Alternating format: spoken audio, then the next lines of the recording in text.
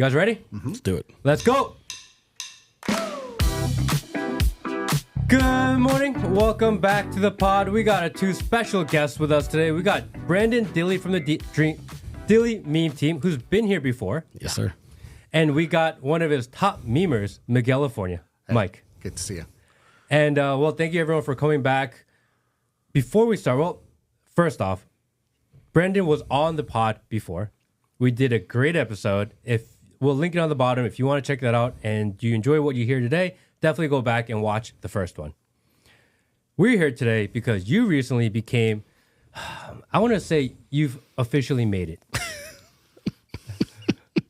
Because we talked about this in the first conversation. I said, if the New York Times, if they come out and they do a hit piece on you, it means you've officially made it. And now you're here and you've officially made it. Yeah, they did the it was thorough, wasn't it? It was a nice little write up.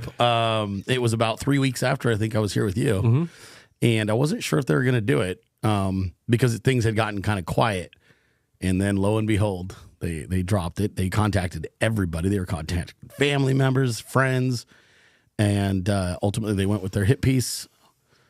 I don't think it had the effect they were hoping. I think it kind of backfired a little bit, especially because they had to acknowledge at the end of that hit piece that what we do is totally legal and there is in no way anything nefarious going on, which was, I think, probably painful to have to write. So, I mean, they accused you of basically manipulating the election by making and promoting memes and art. Yes. That's crazy. How is that even an article? It's awesome.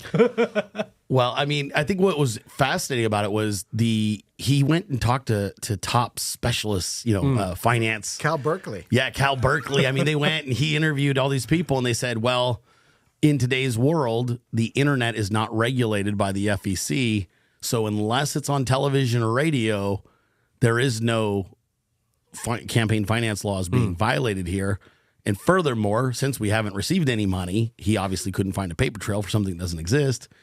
So there's not even a question there. So the biggest point of that article, my takeaway, I think, from it after having read it and then seeing his follow-up video that he did about it, the author, he's worried about this becoming normal in the future. That was would be a warning that people like the Dilley Meme Team, if they're successful. God forbid you become successful at something you're passionate about. Right. You know? Right. God forbid regular citizens not being compensated help somebody become president, right? And is it illegal? I'm just curious. Is it illegal to be compensated, or is there a law there? Do you know? Now, I'm assuming they're probably, I don't think it's illegal to be compensated. I think it just has to be disclosed. So the FEC filings that all campaigns are required to have would have to disclose the fact that this is the amount of money we pay to these individuals. Obviously, we're not on the FEC filings because we've never received any money. So it's not that it's illegal. It's that if you don't disclose it, it's illegal, number one. Number two, if you are receiving funds, there are certain guidelines you have to fall within to not violate campaign finance laws. And then, Mike, what was the reaction from the meme team because you guys have a huge community of memers, you have your own communication, you have your own chat channels where you kind of engage on a daily basis. Right. What was the reaction of the community? Of the article when it came out? Yeah. Because we were waiting for a while, a couple months, because he asked Brendan originally, hey, I want to come sit in your studio and watch. And Brendan's like, oh, the week after inauguration, right? Like, F you. So that was great. So we knew it was coming, but then all of a sudden we got people on we say the left, but the DeSantis people are going, oh, they reached out to me for this and that, and they didn't use any of that, but they reached out to the memers, right? They're going to Leah, their family members, ex-wife, right? Yeah. They're reaching out to all kinds of people. So we knew it was coming. So we kind of preemptively, what Brendan's good at is a pre-strike, right? So when it did come out, regardless if it was great or bad, we'd be like, that sucks, man.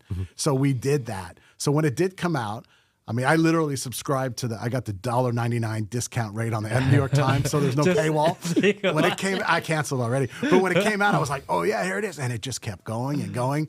And I'm like, I got to the part where they called me prolific. That was kind of cool. But it was like, they didn't even use this stuff on Leah. We have Leah, Miss California. She's adorable. And they did all this research. And I think personally that there was no money trail. And the guy's a fan now, Ken Benzinger, because then he did a video blog. You can watch that too. And it's like, it's great. We just celebrate it. So the team they were expecting really bad stuff, but we're not guilty of anything. We're guilty of being funny. So there's no crimes being brought. So, I mean, they spent a lot of time and a lot of resources going after you guys. Yeah. And not 3 months.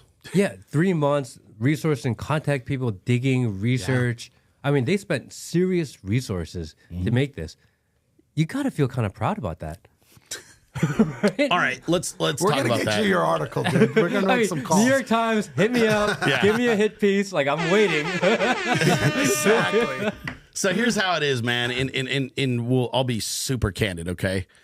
If this is 10 years ago, I probably would be a point of pride. I'd be like, look, fucking New York Times wrote an article about me. Like, they got my picture in there.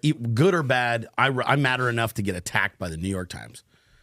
If it was 10 years ago. Today, Newsmax asked me the same thing. Kind of, they were like, "Oh, and I'm like, dude, they have no credibility left." The paper doesn't mean what it did. Like, in my mind, because I love American history, if I think back to what the Times means historically on a much larger level, we all can appreciate. Like, this is 1897. We're all like, "Oh my God!" Right? You know who's impressed? Our grandmas. Yeah, our moms, exactly. The Times. Yeah, And we didn't even think enough to go buy a hard copy, right? We didn't even think about it. Now, look, it is cool to, I think, get to that point where you're getting slandered by the Times. It was cool knowing that President Trump read it. Like, he opened up his, in the morning and was like, "Oh, there's my guys," right? I know them. Yeah, he thought that was pretty cool. So, I mean, there's parts of it that are cool, and I think it also it more than anything, it validated that what we did was effective, because you really can't. People kissing your ass is one thing, but that doesn't actually tell the story of whether you're effective or even successful. People attacking you is how you know whether you're effective and successful, especially in politics. So, if everybody's kissing your ass in politics and no one's trying to attack you, they probably don't view you as a threat. So until you actually have stuff coming out where they're like, this guy's a problem, he's shaping narrative, he's altering the way we do politics or the way we communicate in politics or run campaigns. Once that starts happening, and then the Times validates that and goes, "Hey, you guys all need to pay attention." Now, I don't know if you know this, Matt. So 4 days after the Times article came out, the BBC contacted me. Nice. That's the British Broadcast Corporation. And That's state-owned. Totally on the up and up, and not in all state-owned.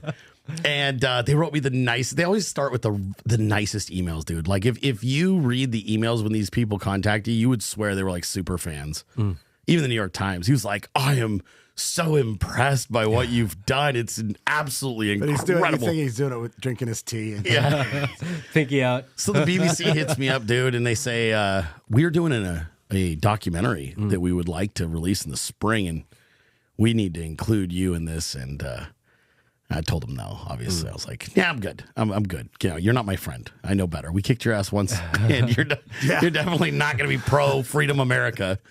So they reached out, and we had a few more. So it definitely validates what you do, I think, more than anything. I mean, I think the first part of what you said there in regards to the fall of the New York Times, that is really saddening. Yeah. Because when we look back 50 years, 100 years, 200 years, we remember history based on how the New York Times reports it. So they should be as fair and nonpartisan as humanly possible, because they're the record keepers of our society. And the fact that they are so easily weaponized now and that they're so partisanly biased, it's really discouraging for America, because they're the record keepers of our own history. And to see them do this, I don't know. It's really disappointing when I think about that. Well, and when I read the article, Matt, like, I'm a writer. It was written like shit. It was written. I wouldn't have published pieced that. together. It was pieced together. All over. ChatGPT did it. And I tried to reach out to Ken, the writer, because I was like, "Did you do this and make it disjointed, or is that where your editors jumped in and had to make it more leftist?" Because it was disjointed. The voicing wasn't right. He missed the actual story.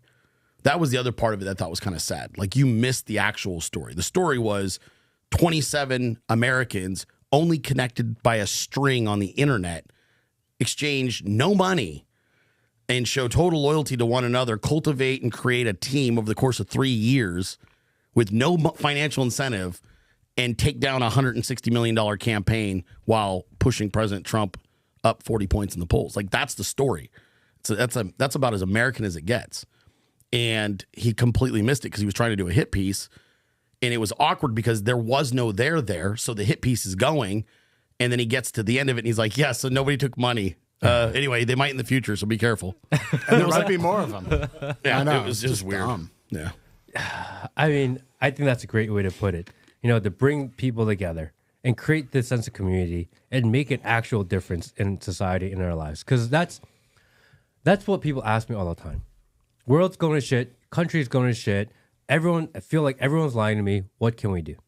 And the response is always, you need to support each other. There's no one else looking out for you. You have to figure it out amongst yourselves. Yeah. Join a community, help each other grow. You can make a difference. It's easier to make a difference, and your actions are amplified exponentially the more you grow.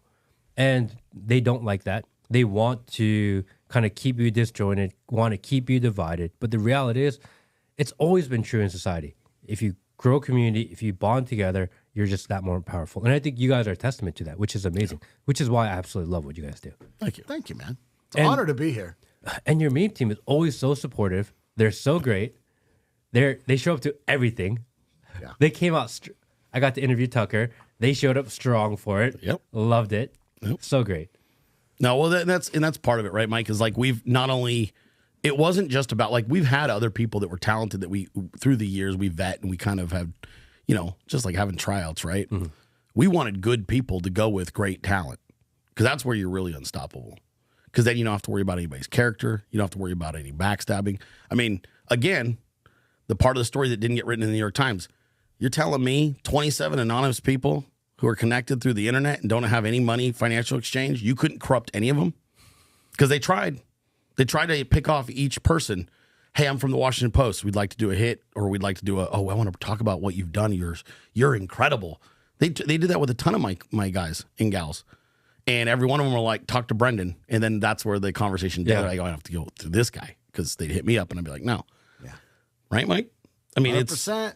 It's like, it's all about the community. And so, it's been a big thing. And the thing that they understand about the internet too, Matt, is like, what's the first rule of internet trolling, Matt? If you don't want trolls, don't feed trolls, right? Which means I don't exist. Like, I'm in your replies. Yeah. Do not respond to me. Because then every other person that I'm trolling with is going to be like, dude, he responded. He's super mad. Get him. So that's part of the brilliance of memeing is like doing official campaigns. Like they're coming after me. We had Chip Roy, that dude, that weird dude. Retweeted, like, this must stop this type of harmful action. Pictures of me and my wife. A sitting congressman. Emotional, damn it. But I will. Yeah, he nailed that. Yeah. And I mean, they're like, stop making bad jokes. Stop it. We got to save America. The jokes are hurting America. It's weird because your average American's like, dude, the border. Oh, my God. They're taking over the country. Yeah. And Chip Roy's like, this guy made fun of her eyebrows. It's not right. It's like, dude. Yeah. I love the trolls. Then it's even funnier.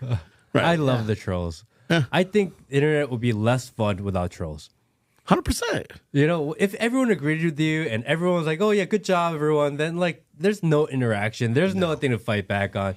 You need the occasional troll to come out and just say the most ridiculous thing because everyone jumps on them together. Right. And that's what I go back to. If someone leaves a positive comment, I'm like, oh, thank you. Right. Like, you suck. You MAGA cunt. I'm like, yes. Finally. Let me go. I've got one. 100%, dude. No, but and that's the thing though, is like it's internet rules. New York Times broke the biggest internet rule in the world. You wrote a 10-page hit piece on internet trolls. What'd you think was gonna happen? And everybody's like, dude, you can get famous being an internet troll. Like everyone's like, right? That's awesome. Yeah. I mean, the team loved it. We obviously went to work on that as far as the inspiration that comes from that. There is heat involved because they try to cancel you, right? Try to get people, cost them their jobs. But those days are behind us too.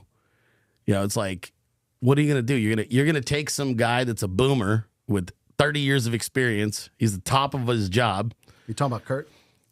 Who's that? Kurt. Oh, no. I'm talking about our meme team. Like you're gonna take a boomer, somebody who's like ultra talented. He's a specialist in his field.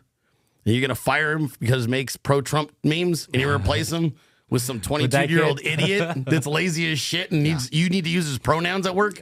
Guess what, dude? Those days are gone. Corporations are like, I can't figure out he, him, her, she, they. So Shot themselves in the foot with that one. yeah, they're not doing it now. Yeah. I mean, it's too difficult. Totally. How do you even understand? You can't. And they tried it. They tried to get a couple of my guys fired. And the guys, the company was like, they're like, you employ people like this? And they was like, yes. Fuck off. Like, that's it. And I saw one of your team, was it you or who was it that got doxxed?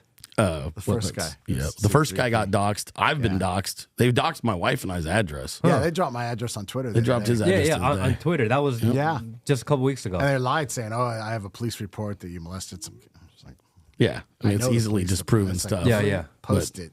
But yeah, I mean, but that I think things have changed where oh no, the New York Times or whatever, we don't care, and that's the spirit. I always call Brendan the life coach of America now because he's like calling out congressmen, and they're like, oh, okay. It's like we're going to teach people how to lead. Not that we know everything, but it's about being fearless. No. So. No.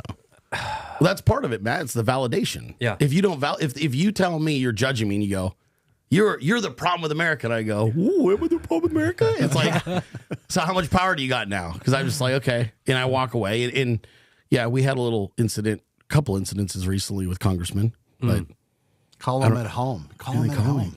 Didn't like I didn't even tag them. I put out a tweet criticizing all of Congress. Which one? I may have called them spineless cunts, Matt. Oh, I do that all the time, though. Okay. But you know what happened? I got a phone call at 11 o'clock at night from a guy I've never spoken to. Really? Oh, yeah. He wanted to cry on my dick about me calling him a spineless cunt. Shut up. I swear to God, I could show A it guy to you, that we man. all loved and respected. A guy that we all loved and respected. And he was losing his mind. I sent him to voicemail. I'm like, dude, I'm in bed with my wife. So then he starts texting me. And we're talking like angry texting. Yeah. Like pages. Oh, shit.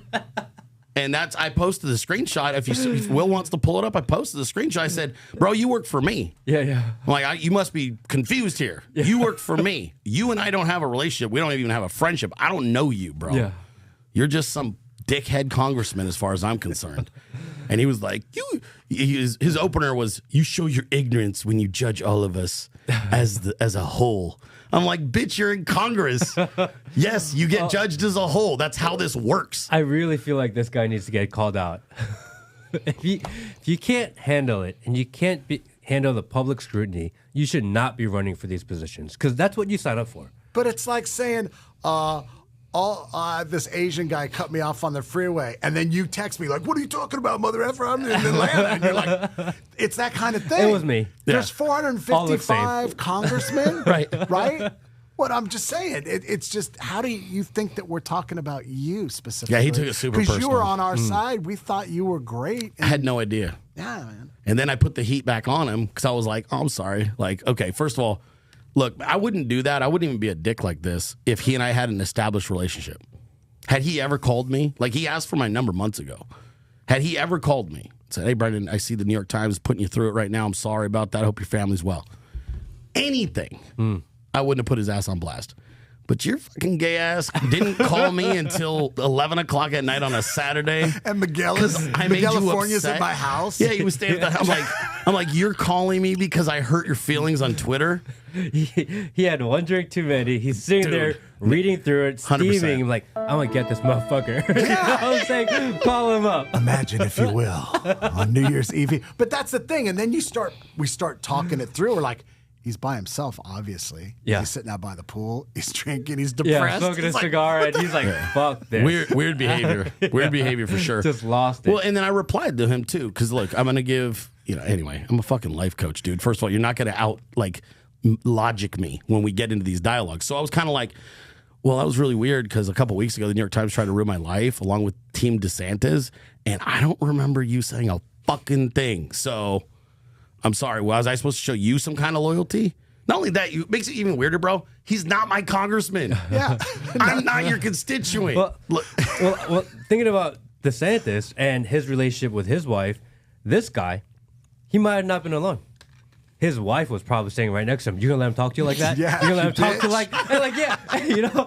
And then she's like, hey, Mr. Dilley, like I don't appreciate it. And she's like, give me that shit. She's like, motherfucker, I'm fucking kill you. His hype man had to be present. Now, I will tell you something that's funny though, bro. Probably. I had hit send on that tweet. Dude, it wasn't like it was viral, okay? He didn't see a viral tweet and go, oh, what the fuck? Dude, the tweet had been up 5 minutes. Yeah. But he unfollowed you too. Yeah, but he had already unfollowed me. So this was where it got really weird. He called, like right when he called, I knew what it was about. I'm like, this motherfucker is really calling me about that tweet. Like I've never heard from him before. And I look at my phone and it's been 5 minutes. The tweet has like 30 retweets, nothing crazy. Yeah. Now it's got, an ungodly amount of retweets thanks to him. Good job. But I was like, dude, you're super, like he was like emotional, like triggered. Because then what he did was he sent me the link to my own tweet and didn't say shit at first. And I go, oh, someone must have sent this to you because your ass unfollowed me a couple weeks ago, LOL. And then that's when he went into he was like, I'm a good guy. You don't know shit, pal. His wife sent it to him. Yeah, she They're at dinner, pasted his about to resume. He was hoping to get some sexy time. Yeah. And she's like, but you get made fun of by Dilley. Yeah. And she's like, Oh, yeah, you're dude. not a man. And then it kept going. I couldn't get rid of him. Yeah. And then my wife was like, tell that fucking loser to stop texting you. Like she was getting annoyed. And I'm like, oh, now she's now the wives are texting each other. I'm like, hey man, I gotta go. My wife's really sick of your shit. She's totally never gonna vote for you. No, it was weird, bro. But it also wasn't the first time I've hit congressmen on certain things before, and I feel like I've been pretty fair. I'm like, you work in a legislature in a body that's responsible for spending the ungodly amount of money I send you every year, and to keep me and my family and all of my friends safe from people coming across the border. Now, what these congressmen don't get is you can vote 100% the right way, and you can do all of the right things, and I'm still going to judge your ass by what the entire body was able to accomplish. Yes. So the next question is, what are you doing to affect leadership and change within the body of Congress? Because if you're just one vote, you're fucking useless. And that's what this guy is. He's one vote.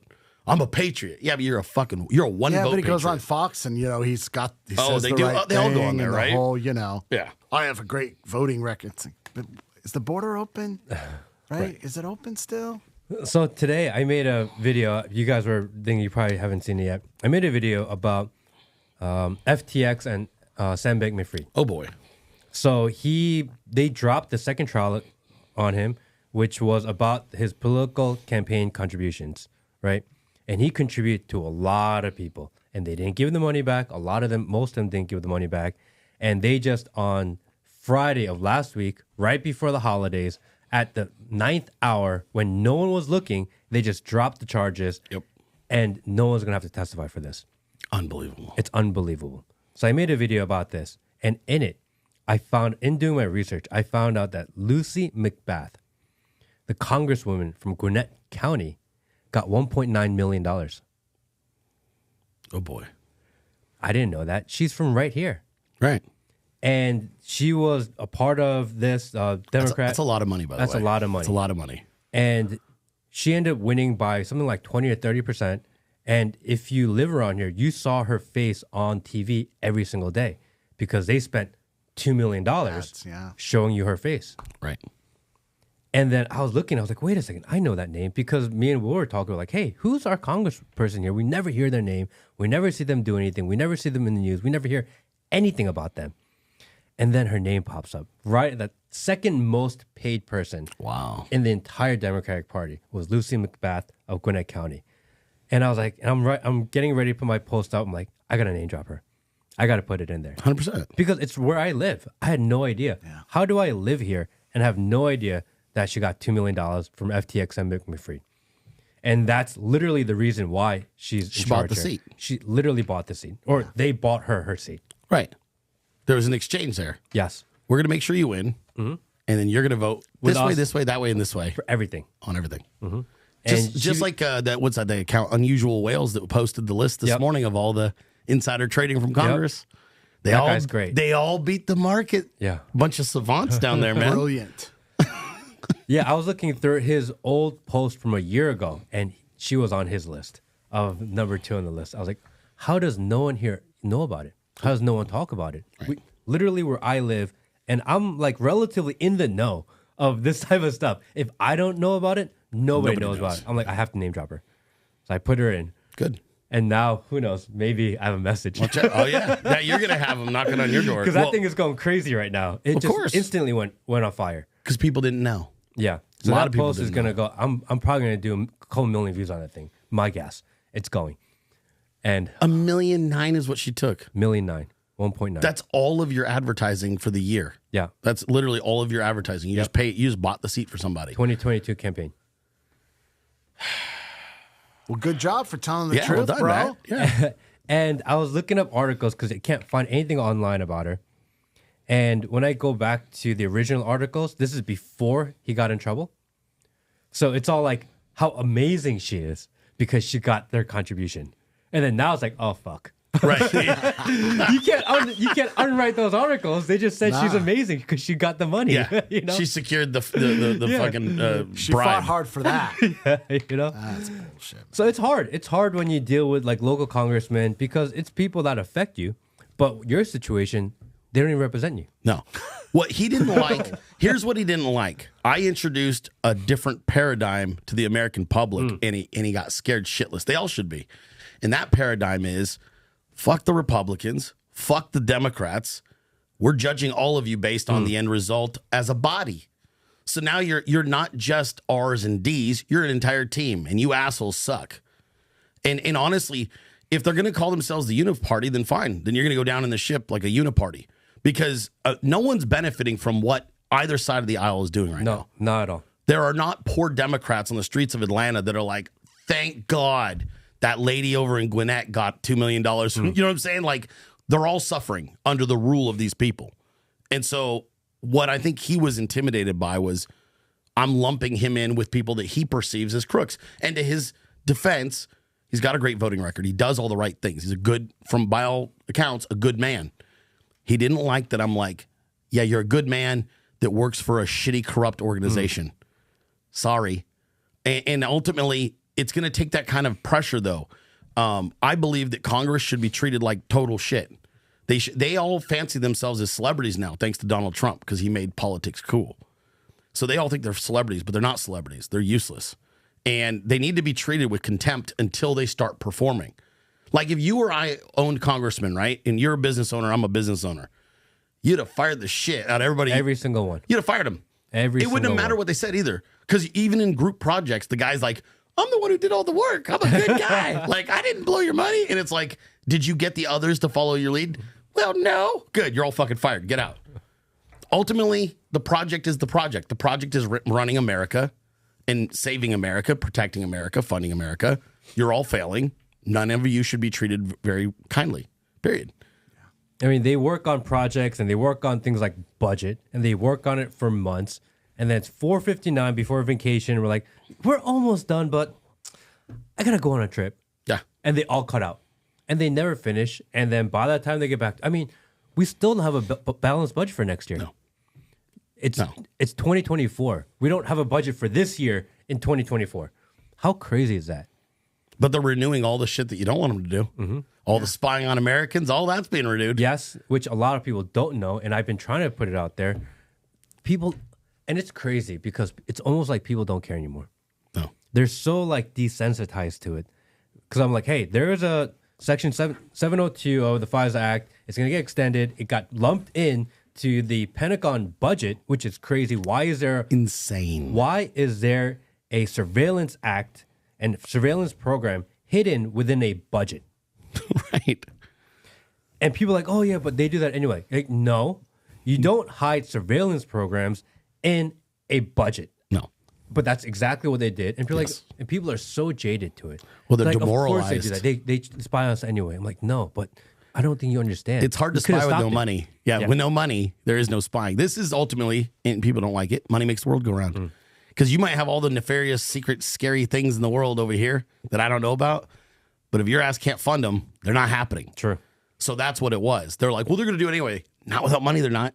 Because as soon as that's cut, that budget's cut, all those jobs are gone or they're reallocated somewhere else. So, no, this Congress is a joke. Both sides of the aisle. You should hate every single one of them. Yeah. And if here's my suggestion to members of Congress who are going to listen to this, certainly because Matt is incredible at marketing, so I know this is going to go viral. If you don't want to be lumped in with shit in Congress, you've got two options. Start inspiring other members to change and actually fucking lead, or quit. Otherwise, we're going to come for you. Quit and burn it down. Quit and burn it down. Go ahead. Tell those stories. Madison Cawthorn tried. He was like, hey, they're doing blow and having orgies on Capitol Hill. And they were like, get him out right now. That happened real quick. Yeah. Like this. One term, gone. They seized up his money. They pushed his primary opponent, and that was it.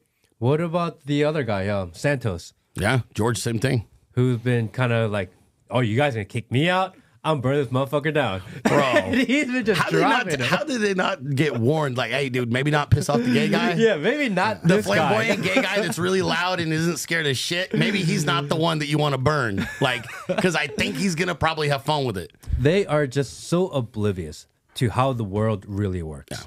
You know, because if they just took a second, like maybe we put him in an assignment that just doesn't do anything, make it meaningless. Yeah, we'll collect his vote, and then just put him in the corner somewhere. They could have done that. Yeah. Instead, they wanted to nationally humiliate him and remove him in a public vote, which is humiliating for him. What do you think was going to happen? He's going to just go home quietly? Right. You know, they almost asked for it. They always overshoot. Yeah. But see, look where we're at here, 2024, and there's you, me, and this guy. It's like, we've been driven to this, right? Yeah. I just was living my life, doing my thing, and now we're possessed to do this and to reveal it. So I think it's a slow awakening, but like Brendan always says, we have 11 more months of Joe Biden to totally ruin everything. So the momentum's growing, and I think the Congress, it's a paradigm shift. We don't respect that you have a good, like with the DeSantis thing, they're like, well, how can Trump come against Kim Reynolds? Well, Kim Reynolds loved Trump until she didn't, right? So she has a perfect voting record. Chip Roy has a perfect, and you care more about, I'm a conservative label than America first, right? So you're telling me I should vote for DeSantis because he has a good voting record?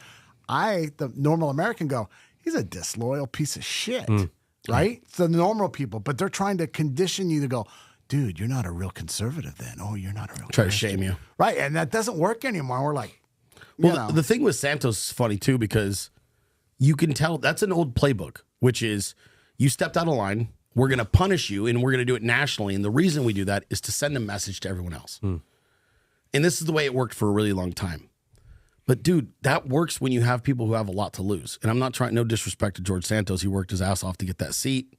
But he's a gay man. He's not going back to the middle of Kentucky with his wife and his 6 kids on a farm that he's like, how am I going to make ends? George is a very innovative dude. He's going to be fine. And he's just got himself to worry about. Like, why are you trying to burn down a dude with nothing to lose? And like, he's young. He had nothing to lose. He's young. He's got nothing to lose. He's smart. And now he knows how the way you're in. He didn't lose any political capital. Yeah. Everybody that liked George Santos still likes George Santos. I've actually had a couple interactions with him. He seems like a pretty nice guy. I don't know. I can't speak to anything else. I'm not from New York. But I have a lot of people that are in his circles that have said, hey, man, he's a really good dude and, whatever. So, I mean, that's not even the point. The point is, philosophically, they're running old playbooks that worked for a really long time, and those playbooks seem quaint in the internet age. They don't work. Yeah. And they're not going to work for very much longer. I mean, they're bringing out the old tricks that they've been using forever. They just dust off the handbook. They bring it out. At the same time, they're like, hey, I feel like I'm kind of an influencer now. And they're trying to live the influencer lifestyle, which is a crazy paradigm in itself because they have these old rules, but now they want to be internet famous and they care more about clicks and views than they do about doing their jobs. So now, like, they themselves don't know who they are anymore. Correct. Because like, are you a representative who's selfless in working civics, or are you a podcasting pseudo celebrity that's best example? Dude, I have a sponsor. He's a great guy, and he wouldn't mind me telling you the story because he put it out publicly. So Patriot Cigar Company is a sponsor of mine. Alan Jacoby, he's a great guy, total like patriot guy, right? He's backed President Trump. He's donated to the campaign. He's at all the events. He's a really good guy. So Alan was so pissed off about 6 months ago that Marjorie Taylor Greene's representative, so she actually has, I don't know, I can't speak to the company. I think it must be a podcast company marketing, okay, whatever. She's got a podcast. I did not know this. They approached him and were like, we'd love to have you as a sponsor. And he was kind of like, oh, for what? They were like, oh, this is, why don't we think you'd be a good fit for Marjorie Taylor Greene's. They tried to charge him $11,000 for one commercial. And he was like, I'm a small business. They were like, well, it's 11 grand and we believe you'll be heard by approximately whatever, 1 million. But the thing is, he said no and he was pissed. He was offended by it. But someone said yes. And now you have an elected official. Like, if you make $160,000 a year or whatever it is now in Congress, but you're pulling down $11,000 a commercial, where's your priorities really going to go? If anyone wants to pay me $11,000 for a commercial, we are now officially accepting applications. There you go. Right. But he was pissed. Yeah. But it actually underscored a bigger issue. Is I'm like, why do you have a podcast? I'm not saying you shouldn't have a voice. Okay, I agree you should have a voice, and it's your right as an American. But you're monetizing that voice. That's a whole other issue. This is a business. I do it for a living. I know how consuming it can be. So when I started hearing this and I started looking around at all the different congressmen that they're really good at pontificating, and then they're building their brands through television. You want to hear more about what I had to say in the House floor today? Just head on over to whatever the fuck Matt Gaetz' podcast is. $4.99 a month gets you behind the scenes. We're going to get you into Congress. Oh, it's disgusting, dude. They're like NASCAR drivers now. That's exactly what it is. You know what I mean? It's all CCP. Yeah. All right, this week I'm going to challenge myself. I'm going to listen to one full episode of Marjorie Taylor Greene's podcast. Wow. This should be good. And I'm going to force myself to watch or listen to the whole thing.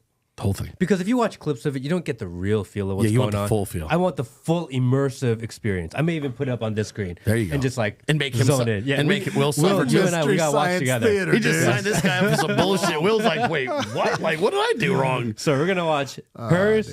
We're going to watch Matt Gaetz. Yeah. We're gonna watch. It was at this moment that he fucked up. We're gonna try to listen to as many of these as we can, just for context, for research. Fair enough. And then I'll send you some notes. Yeah. Or you can come over and we can watch them together. I'll go with the notes. Just send notes. That will suffice. You can send notes. You can let me know how it goes. If you find out some deep secret why she's getting 11 grand, you're like, well, she did this. You're like, oh my God, you wouldn't believe what she sold on there, man. She took her shit. You know, a lot of the podcasters, because I've been doing this for almost a year now, and you start to understand how the podcast economy works, especially when you get to like actual podcasts. You guys are more of a show. Yeah. You guys are a live show more than a podcast, yes. I would say. Is that a fair assessment? Yep. But for the podcast economy, their numbers are extremely deceiving. No shit. Tell me more, man. They're very deceiving. He's good. Guests are paid to go on there. People go through these podcast tours and they pay each other to go on. Like conferences and stages and stuff? There is nothing organic about nothing. Nothing. No. Especially if you attach a big name to it. You hire a podcast marketing company or a distribution company and they tell her, oh, you're doing great. Your numbers are fantastic. Look, 100,000 people listening to you. No, it's like 10. Minimum. It is so inflated. Max, probably. Yeah. And it sucks for them, kind of, because they have no idea. And for the middleman, they have to, otherwise no one's going to use them. It's like this crazy economy that's been created.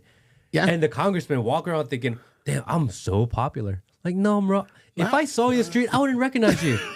Even if I knew who you were, I wouldn't give a fuck. Right.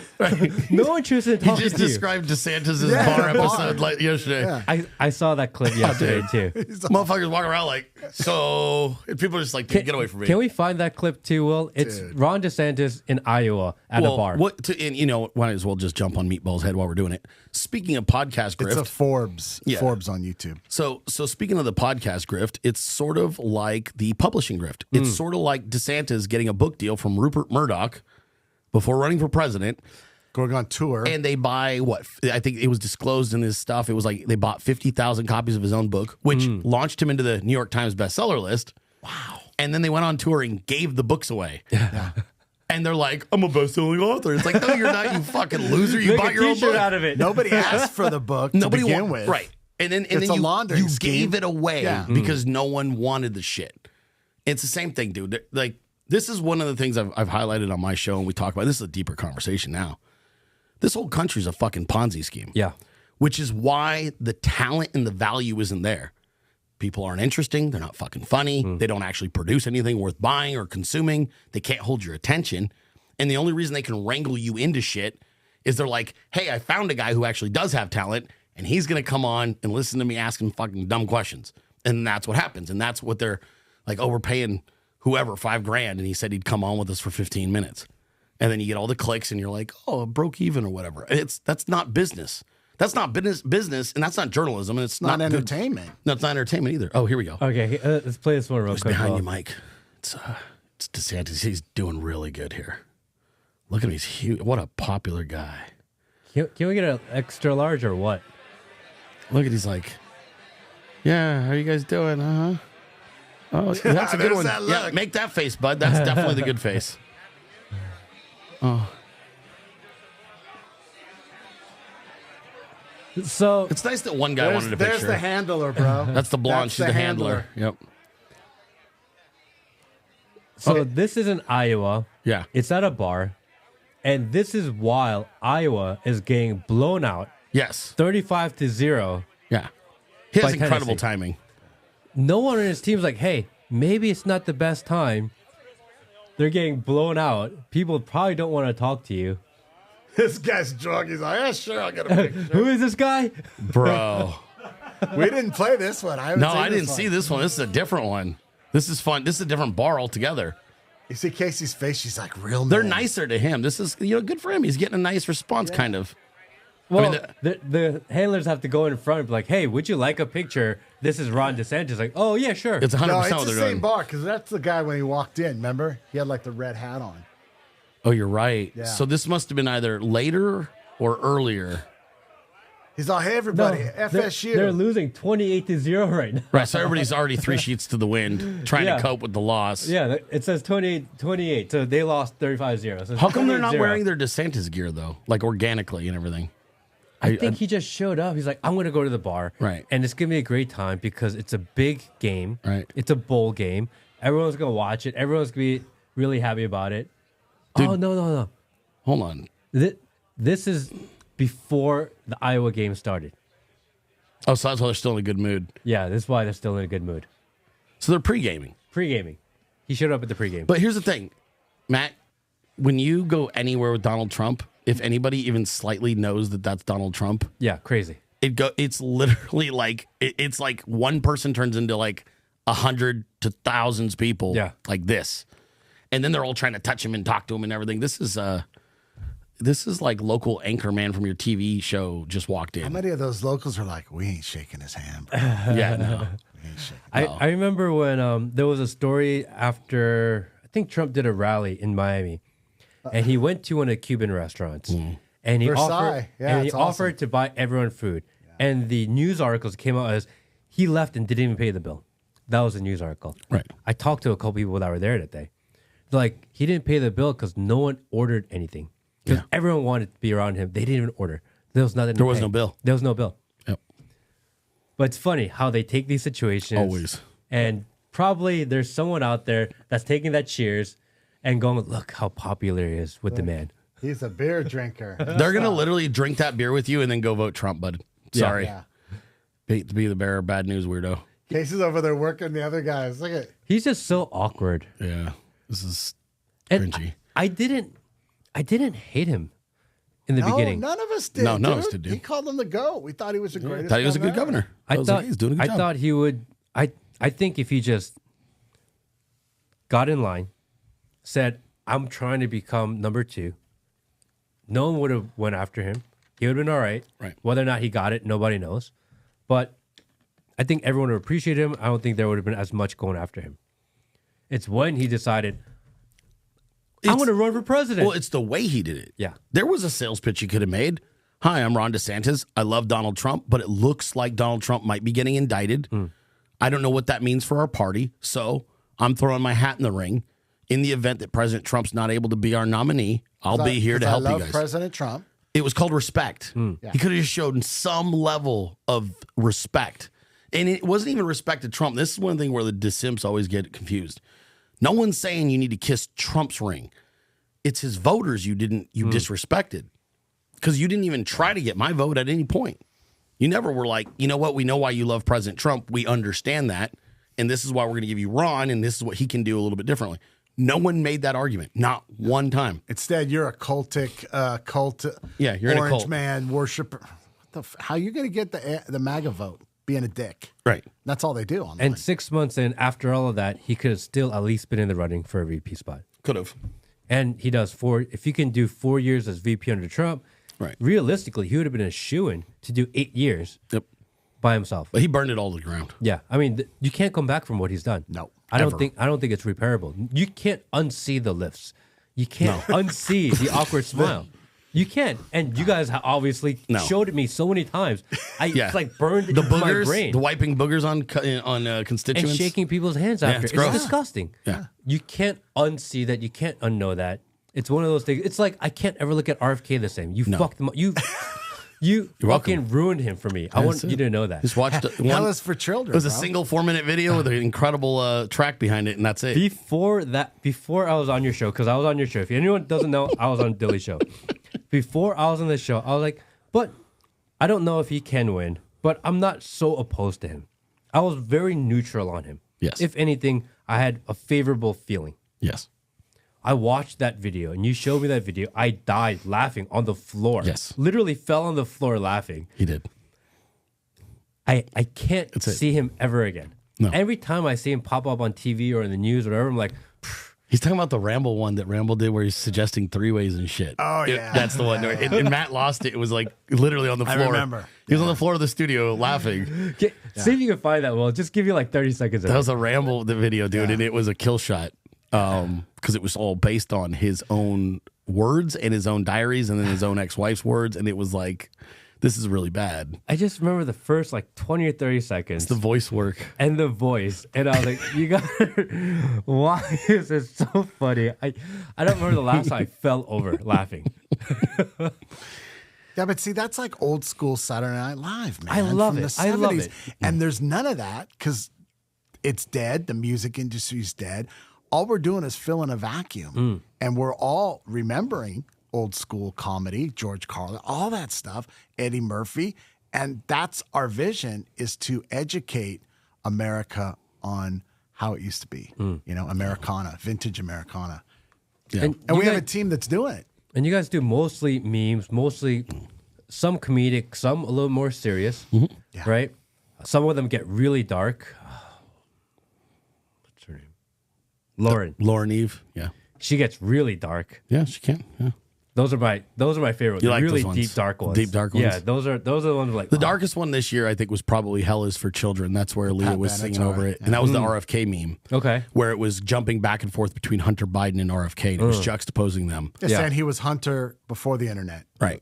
And that was, and then it's Pat Benatar's song "Hell Is for Children," and Leah, one of our memers, sang it, and it was probably one of the most dark, like, because it was all accurate. Yeah. And I actually had very powerful people that were like, "This is scary good, and we can never show it. It's too much. It was too much, but it was just the right amount for us. Like that, we don't have that too much. Yeah, there's no end to the volume on our stuff. No, I like the dark, deep stuff. I mean, I love the funny stuff, but sometimes like the dark, deep stuff, it's like, fuck, it's so real. Yeah. And it just hits a little bit different sometimes. Yeah. And it's not what you expect from kind of memes and the internet. No. It just comes out of nowhere sometimes. Not it just utilized hits you that so way. hard. Yeah. Yeah. Yeah. No, it's a refinement, as Mike would say. It's refining the skills, refining the messaging, refining our friendships. Yeah. Refining even the voter, you know, and that's something that too is like, I think that with what we do, you know, we interact with so many people. We have a team of 27, and then those 27 people have significant followings. And so when they're out and we're all taking from, we all kind of have our own different angle on things or personalities, which draws in different fans and different people. And so it allows you to pull from a much broader audience than if you're just a single creator or maybe there's two of you. When you got 27 people and you're all going out and then you're pulling back in, like, what did you guys find, or what are you thinking, or what are you feeling? you get a really eclectic mix of things and thoughts, and it does allow you to create stuff that people don't see coming. And that's part of the fun of it, I think, right, Mike?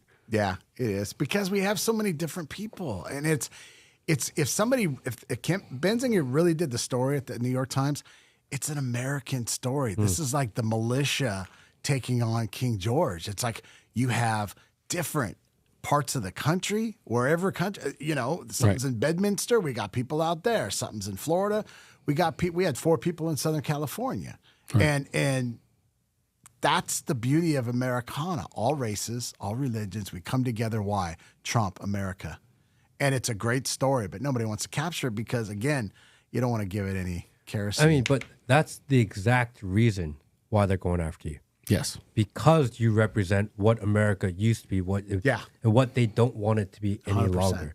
You represent people coming together from all over. You represent an organized group and mission and movement. Yeah. And that's what they're trying to kill. If you guys weren't organized and you were just kind of, hey, we know each other and we just follow each other, I don't think they would have cared. Well, it's the organization. That the organization, too, and it's also it's very warlord-like. Yes. Yeah, Warlord Dilley. I wonder who came up with that. So but it's also, in what probably is, look, like sometimes if you have some creators and everybody's doing the same patriotic thing and we're all using the same fucking Jason Aldean country track, it's kind of easy to narrow us and go, okay, this is what they are and this is how we tackle that. Where I think the real big alarms went up, it wasn't the if I were the deep state meme, even though that got like 50 million plays worldwide. The one where they went, oh shit, was Vote Rigger. When the team came together and did Vote Rigger and the redid the Kanye cut, and those are our people rapping on that, okay? When they realized we have a lot of urban members that have a background in hip hop and a background in that type of lifestyle, that's when you realize you're like, oh shit, we're not gonna be able to call them white supremacists. It's not gonna work because this is way too much soul going on here. Yeah, there's too much. There's too much going on. Like when Mike comes out and he's like, Mr. Beach Boys, just chill California dude, and they're like, fuck, he's not from the South. We can't say he's this. Can't say he's that. He's a beloved person in Southern California that has that very California identifiable vibe that people relate to who are from that part of the country. I think that's where they went, oh, shit, okay, now it's all of that plus they're organized. I mean, I don't even think they believe their isms anymore because they call me a white supremacist. Well, they got some I mean, Matt, to be fair. So it's the words, they just find the word that they feel most fit the situation. Yeah. So they don't actually think about it or think about the context of it or what the implications of that would be. It's just like, white supremacist. Yes. It's like, okay, like there's no background to that. There's no justification for it. It just kind of makes sense. And, like, oh, yeah, listen to his voice. He sounds like white. So they'll call him white supremacist. And they look at me like, oh, I don't know. Yeah. Like, oh, no, he's a sympathizer. Yeah, dude, that's my favorite. My favorite was when it became sympathizer. I thought that was pretty, that was pretty slick. That was like you're a white supremacist. Like, dude, I'm Korean. And you're like, I meant white sympathizer, white supremacist sympathizer. And you're like, so like you're harboring like the Klan in your bathroom at home or something, right? Like you got them in the floorboards and you're just like waiting to... let them out. Like we're better than that. We let the room free in the basement. Yeah. You're like, no, they got the basement. They have some good points. It's a walkout basement. Yeah, no. Yeah. They get a little bit of sunlight 3 hours a day. Yeah, they're just like, oh. I mean, but Matt, are you excited? I mean, every day we're like, there's so many winds coming at us. We're just like, wow. And we're just walking it. You have to be excited. That Tucker thing, That was great, dude. That was we crazy. were so fired up for you. We were excited for you. So how do you, I'll turn on the interview here, but how do you feel like there's no blueprint for what we're doing? No. There's not. Yeah. And that's exciting and kind of weird in the same way, right? I mean, I think it's about not even a year ago. I'm like, I'm going to turn on the mic and I just want to start talking. And that was it. Right. That was my motivation. And I didn't even start doing these short clips that I got really kind of known for. I didn't even start doing that till I think May or June. So it happened really fast. Right. And then we made one video that went big, and out of nowhere, Steve Bannon and War Room and Grace, they reached out and like, hey, why don't you come on the show? And that kind of gave me my first little bump. And then all of a sudden, Trump retruthed me. I was like, okay, like this is crazy. Yeah. This kind of out of nowhere. And then all of a sudden, Tucker and their team are reaching out and like, hey, like we're watching you. I'm like, what?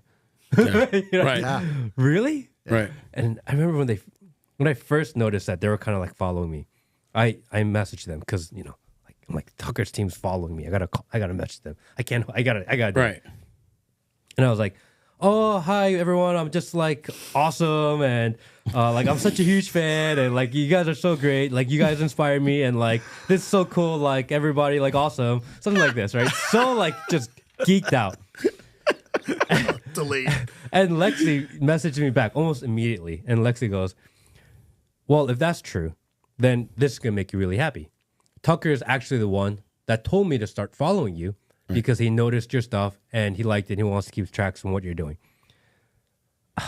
I'm so not cool. I said, oh my God. And I just geeked out. Yeah. Just geeked out, lost it. I just flipped out. Good for you. And that's kind of how it all started. But you should have that moment. Those are good moments. Yeah, man. I just wanted it to be genuine. And It's good. I feel like throughout this journey, I've tried to be as naturally myself as I possibly could. Yeah. And if Dude, I took that's that the moment, key, bro. yeah, if I took that moment to be like, oh, I'm so cool, like it would have been. I'm not. Yeah, you're excited. I live literally what 30 minutes from you. Yes. And no one's ever heard of me before. Right. And now I'm talking to Tucker Carlson's team. Like this is huge. Yeah. And I wanted to celebrate that way. Yeah. Good for you. You should. It's okay to maintain a little bit of that cheesiness and a little of that like buoyancy, bro. It's a good thing. Yeah. Because you don't want to ever become cynical. Because I'm cynical of everything. But that takes away the fun, though. Like when you like you have those successes, because by any measurement, that's a success. Yeah. You got to interview and talk to one of the most probably prominent figures in American media, even still, right? And you didn't go begging; they reached out to you. Yeah, that's even cooler. I mean, I know that's how I felt. Like when Team Trump asked me if I wanted to meet the president, I was like, do I want to meet the president? Motherfucker, are you crazy? Like, yeah, dude. Ponder. Yeah, because like I was like, no. Let me get back to you. Yeah. I was like, well, it depends on the day. Let me just check my calendar. We'll let me call my assistant. We'll see. Maybe we'll coordinate. No, my team will touch your team. You should have that, and you should have those moments where you get to stay sort of grounded and kind of almost childlike and have that fun. It's good for see, you. I believe it's like a God thing because the church failed us during COVID. The political. Maybe you trusted them before, you don't trust them as much. The media's failed us. Medical. Lawyers, big pharma. Who do you trust? So there's this huge vacuum of, I just want guys that are going to tell me the fucking truth, man. Yeah. Right. And so you're this guy. When we first saw you, we're, who the hell's that? And then we watch him, we're like, fuck, it's just being real. It's regular and so dude. there's a hunger and thirst for real. Now, people may watch you and go, yeah, he's real, but he's a dick. I get that a lot. Like, yeah, he's being real, but I don't like him. And that's cool. But at least you're being real, bro, because you have the freedom to choose. I don't like that. I do like that. But when you're feeding me bullshit, whether it's Fox News, online bullshit all the time, you're just like, fuck it all. Seriously. Yeah, I feel like That's why Tucker Renewed is like a fresh air, dude. I feel like with everything going so digital, so much AI, so much, everything is just becoming more and more fake. Even our politicians are now influencers.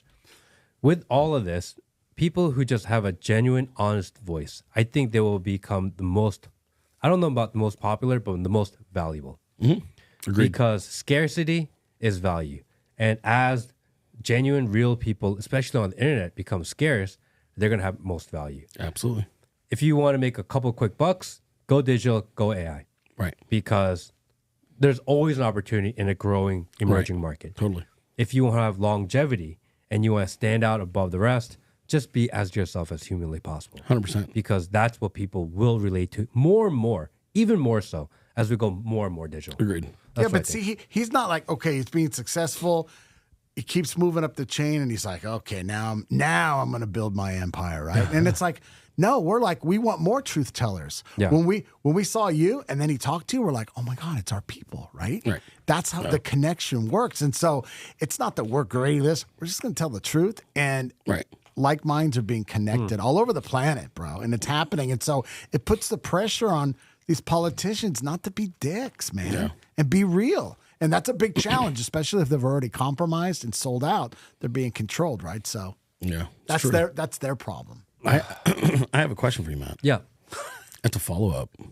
So last time we talked, it was before you got to watch Gavin Newsom be fully retarded in a debate with Ron DeSantis. Because at the time you thought, Newsom's going to be the nominee. Yes, I still believe. You still believe it? I do. Well, did you see what I meant by he's like a really great liar, but an actual idiot? Oh, I agree with everything what you said. I also because that's Mike's governor. So Yeah. Not a gift.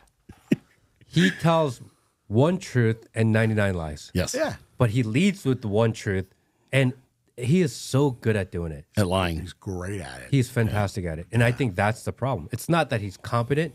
I think he's so good at doing his craft, which is being really sneaky and conniving. Right. That I think he's still a threat. If anything, I think he's the biggest threat. I truly believe that.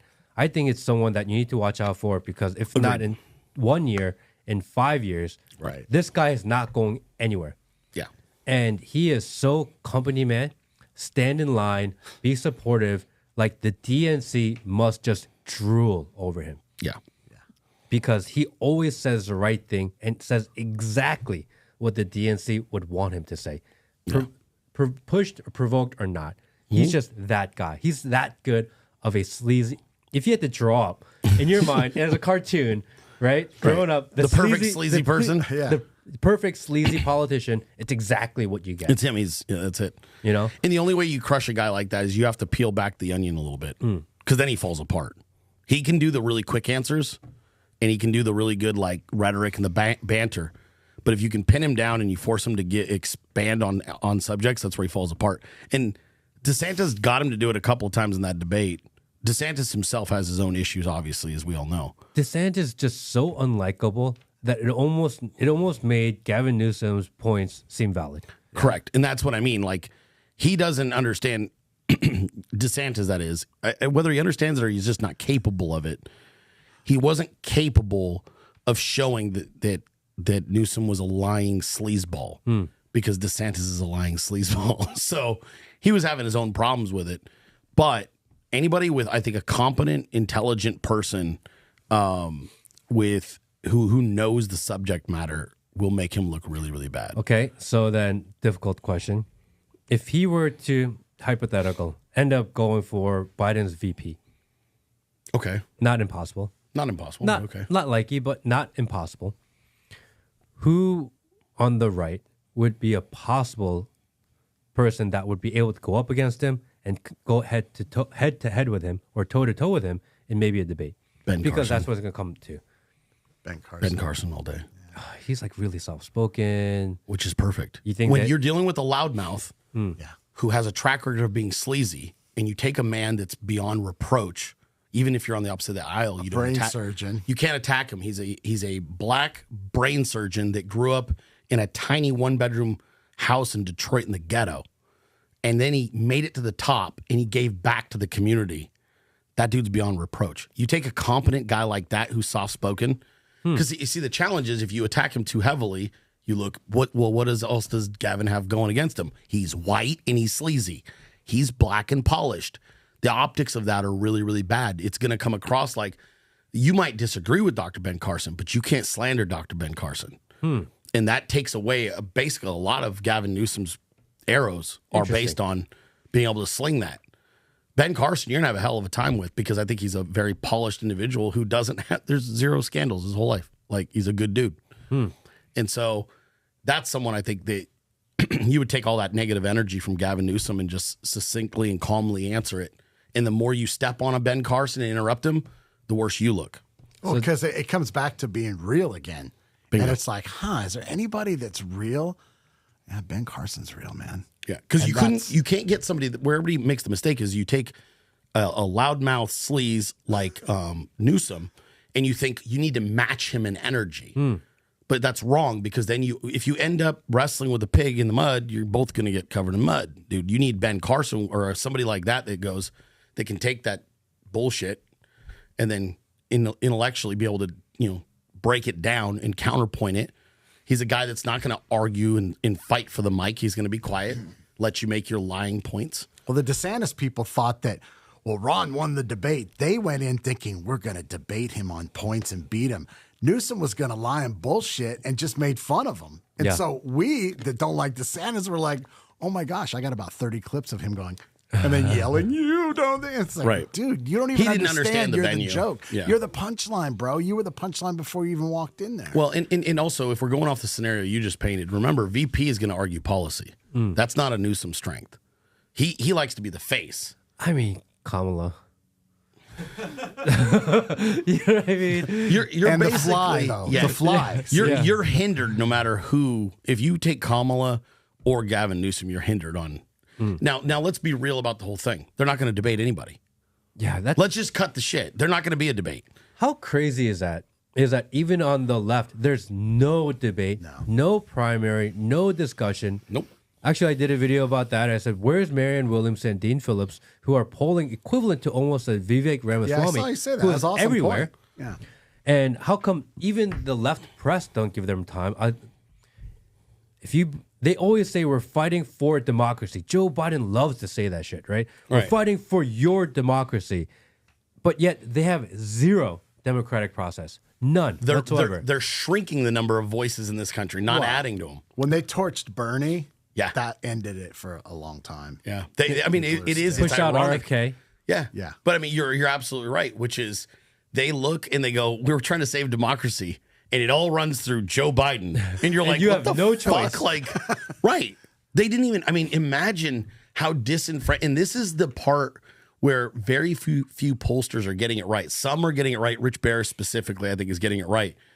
How do you poll accurately the number of voters that are furious they don't have an option other than Biden because they're Democrats, and they're mad as hell, and they're like, I don't even get to have a primary. You're not even going to have, we don't even have to hear any dissenting opinions anymore. How is that even America, bro, where there's no dissenting opinion? I mean, that's exactly the reason why I made the video. Right. Because I wanted to put it out there into TikTok and Instagram, because then people on the left who follow and watch, they're sharing with each other like, yeah, what the fuck? It's kind of like little You pebbles. just over here just stirring it. Stirring it up. Oh, dude. No, but it's a great point. Look, I feel like we are rational men here. We're objective men. And I'm not going to sit here and say that there's never been anything a Democrat said that I didn't agree with. I'm more centrist than anything. I can listen and be like, okay, that's a really good point. You're fucking dumb about how you want to fix it, but you got a good argument, right? Look, objectively speaking, if I was a Democrat or even just a regular, maybe I just wasn't a Trump supporter, I was just like in the middle, you're looking around going, you fucking kidding me? I either got Joe Biden, who's a total crook and screwed up my 401k and my whole country's falling apart. You're pretending that RFK is an independent when he's actually a fucking Kennedy. Like, you can't get more elite, arrogant establishment than a Kennedy. Like, the irony that they thought this is going to be I'm the outside voice that no one wants to hear. Shut the fuck up, dude. Kennedy. There is nothing closer to American royalty than a Kennedy. It is like, anyway. So these are your options. It's Joe Biden, been in Congress, in politics for 50 years, and who everybody pretty much knows has oatmeal in his fucking noodle now. And polling lowest of any Everybody. incumbent president ever. But then they go, well, you don't like Trump, do you? And you're like, yeah, I'm really mad about him. I'm not sure. I think he might be. And they're like, well, if you don't like rich assholes who are from the fucking Northeast, have you thought about Robert Kennedy? It's like, dude, really? Like, this guy. Interesting. Yeah. No. So, no, democracy. What a fucking word. At this point, really. Yeah, and then you get stuck. Anytime I say even if I just say the word democracy, even if I'm quoting somebody, Yes. someone always chimes in without fail. We're not a democracy. We're a constitutional republic. Hey, Matt, we're not a democracy. Yeah, I was kind of pissed that you said that. Yeah, it's like- And I'm like, I get it, but Right. you have to put out the information in a way that most people can understand. Because if I only said constitutional republic every single time, then there's gonna be just as many people going, I don't even know what that is. Now I gotta make a video about what the difference but is. can't we clarify that constitutional republics are democracies? Because I thought democracy is just an encompassing term. It's like it's a generic, broad term. So the argument is that in Am I the missing something Constitution, here? democracy is not in the Constitution or the founding documents once. Okay. They say the republic. The republic. Okay, Yeah. fair enough. For the republic, everything is for the republic. Gotcha, Which is where they divide. The idea of democracy means whoever has the most votes rules, right? So actually, Right. what democracy does is become mob rule. Right. Constitutional republic means you elect people that are supposed But to I act thought on it was your like behalf, that's what I meant. and then they're supposed to do the best based on you, whether or not it's popular or not. Right.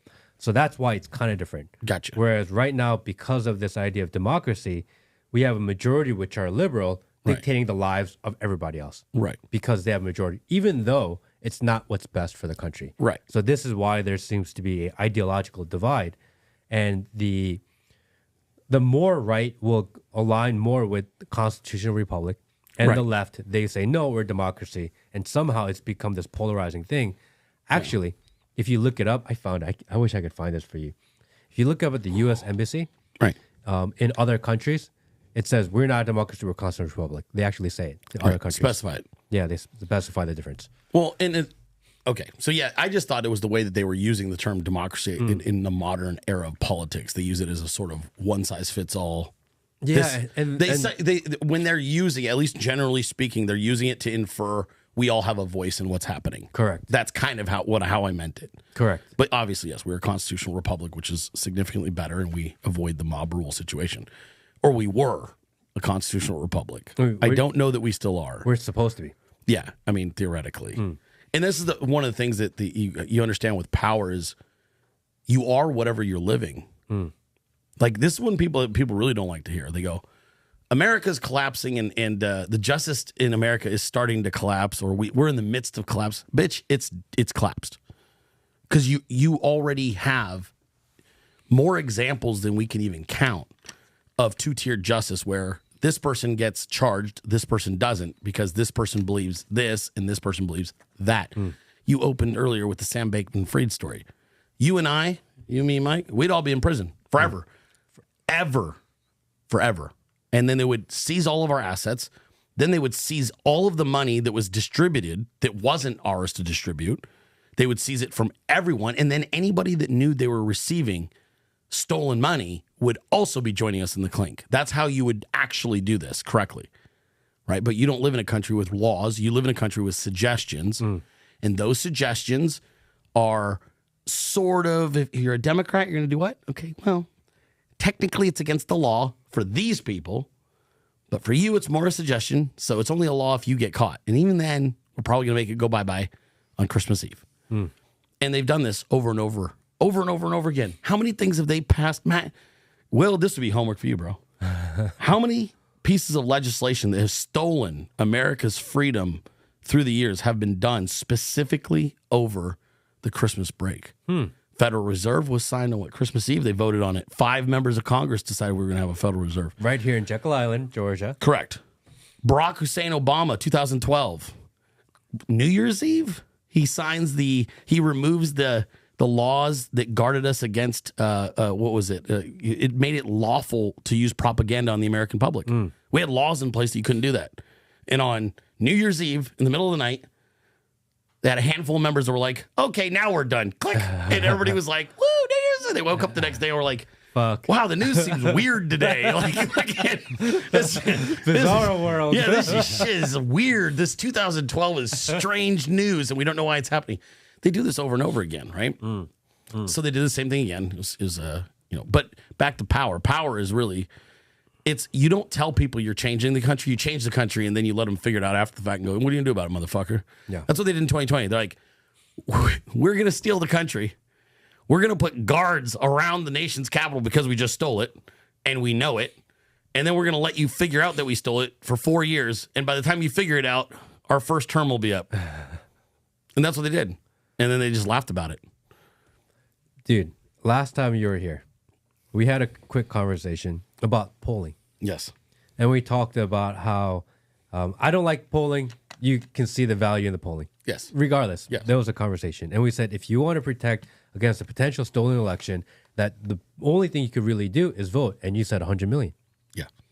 I put up that on TikTok. I got a strike for it.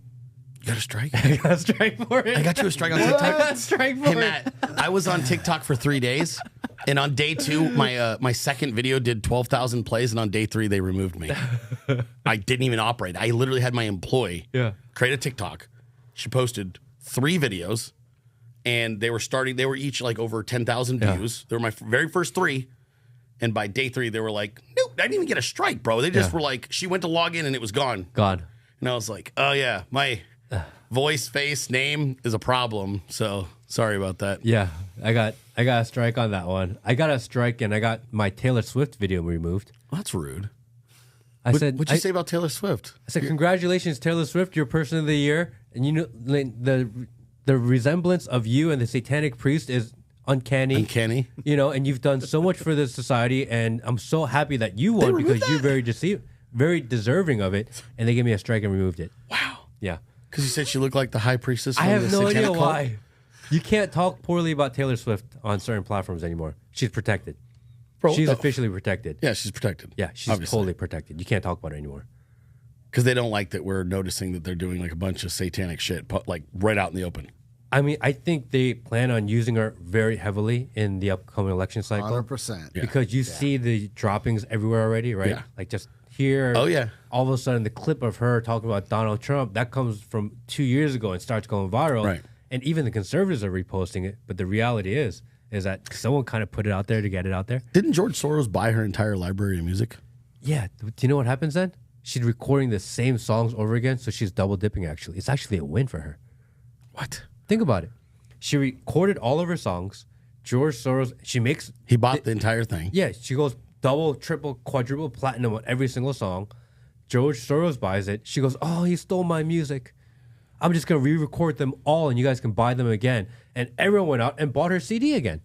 He actually did her a huge service. Did Satan give her that idea? It's a great idea. Imagine if you had an album. They're like, oh yeah, we'll buy it twice from you. Right. That's unbelievable. Yeah. She's definitely evil, though. Oh yeah. She's got a very haunted vagina.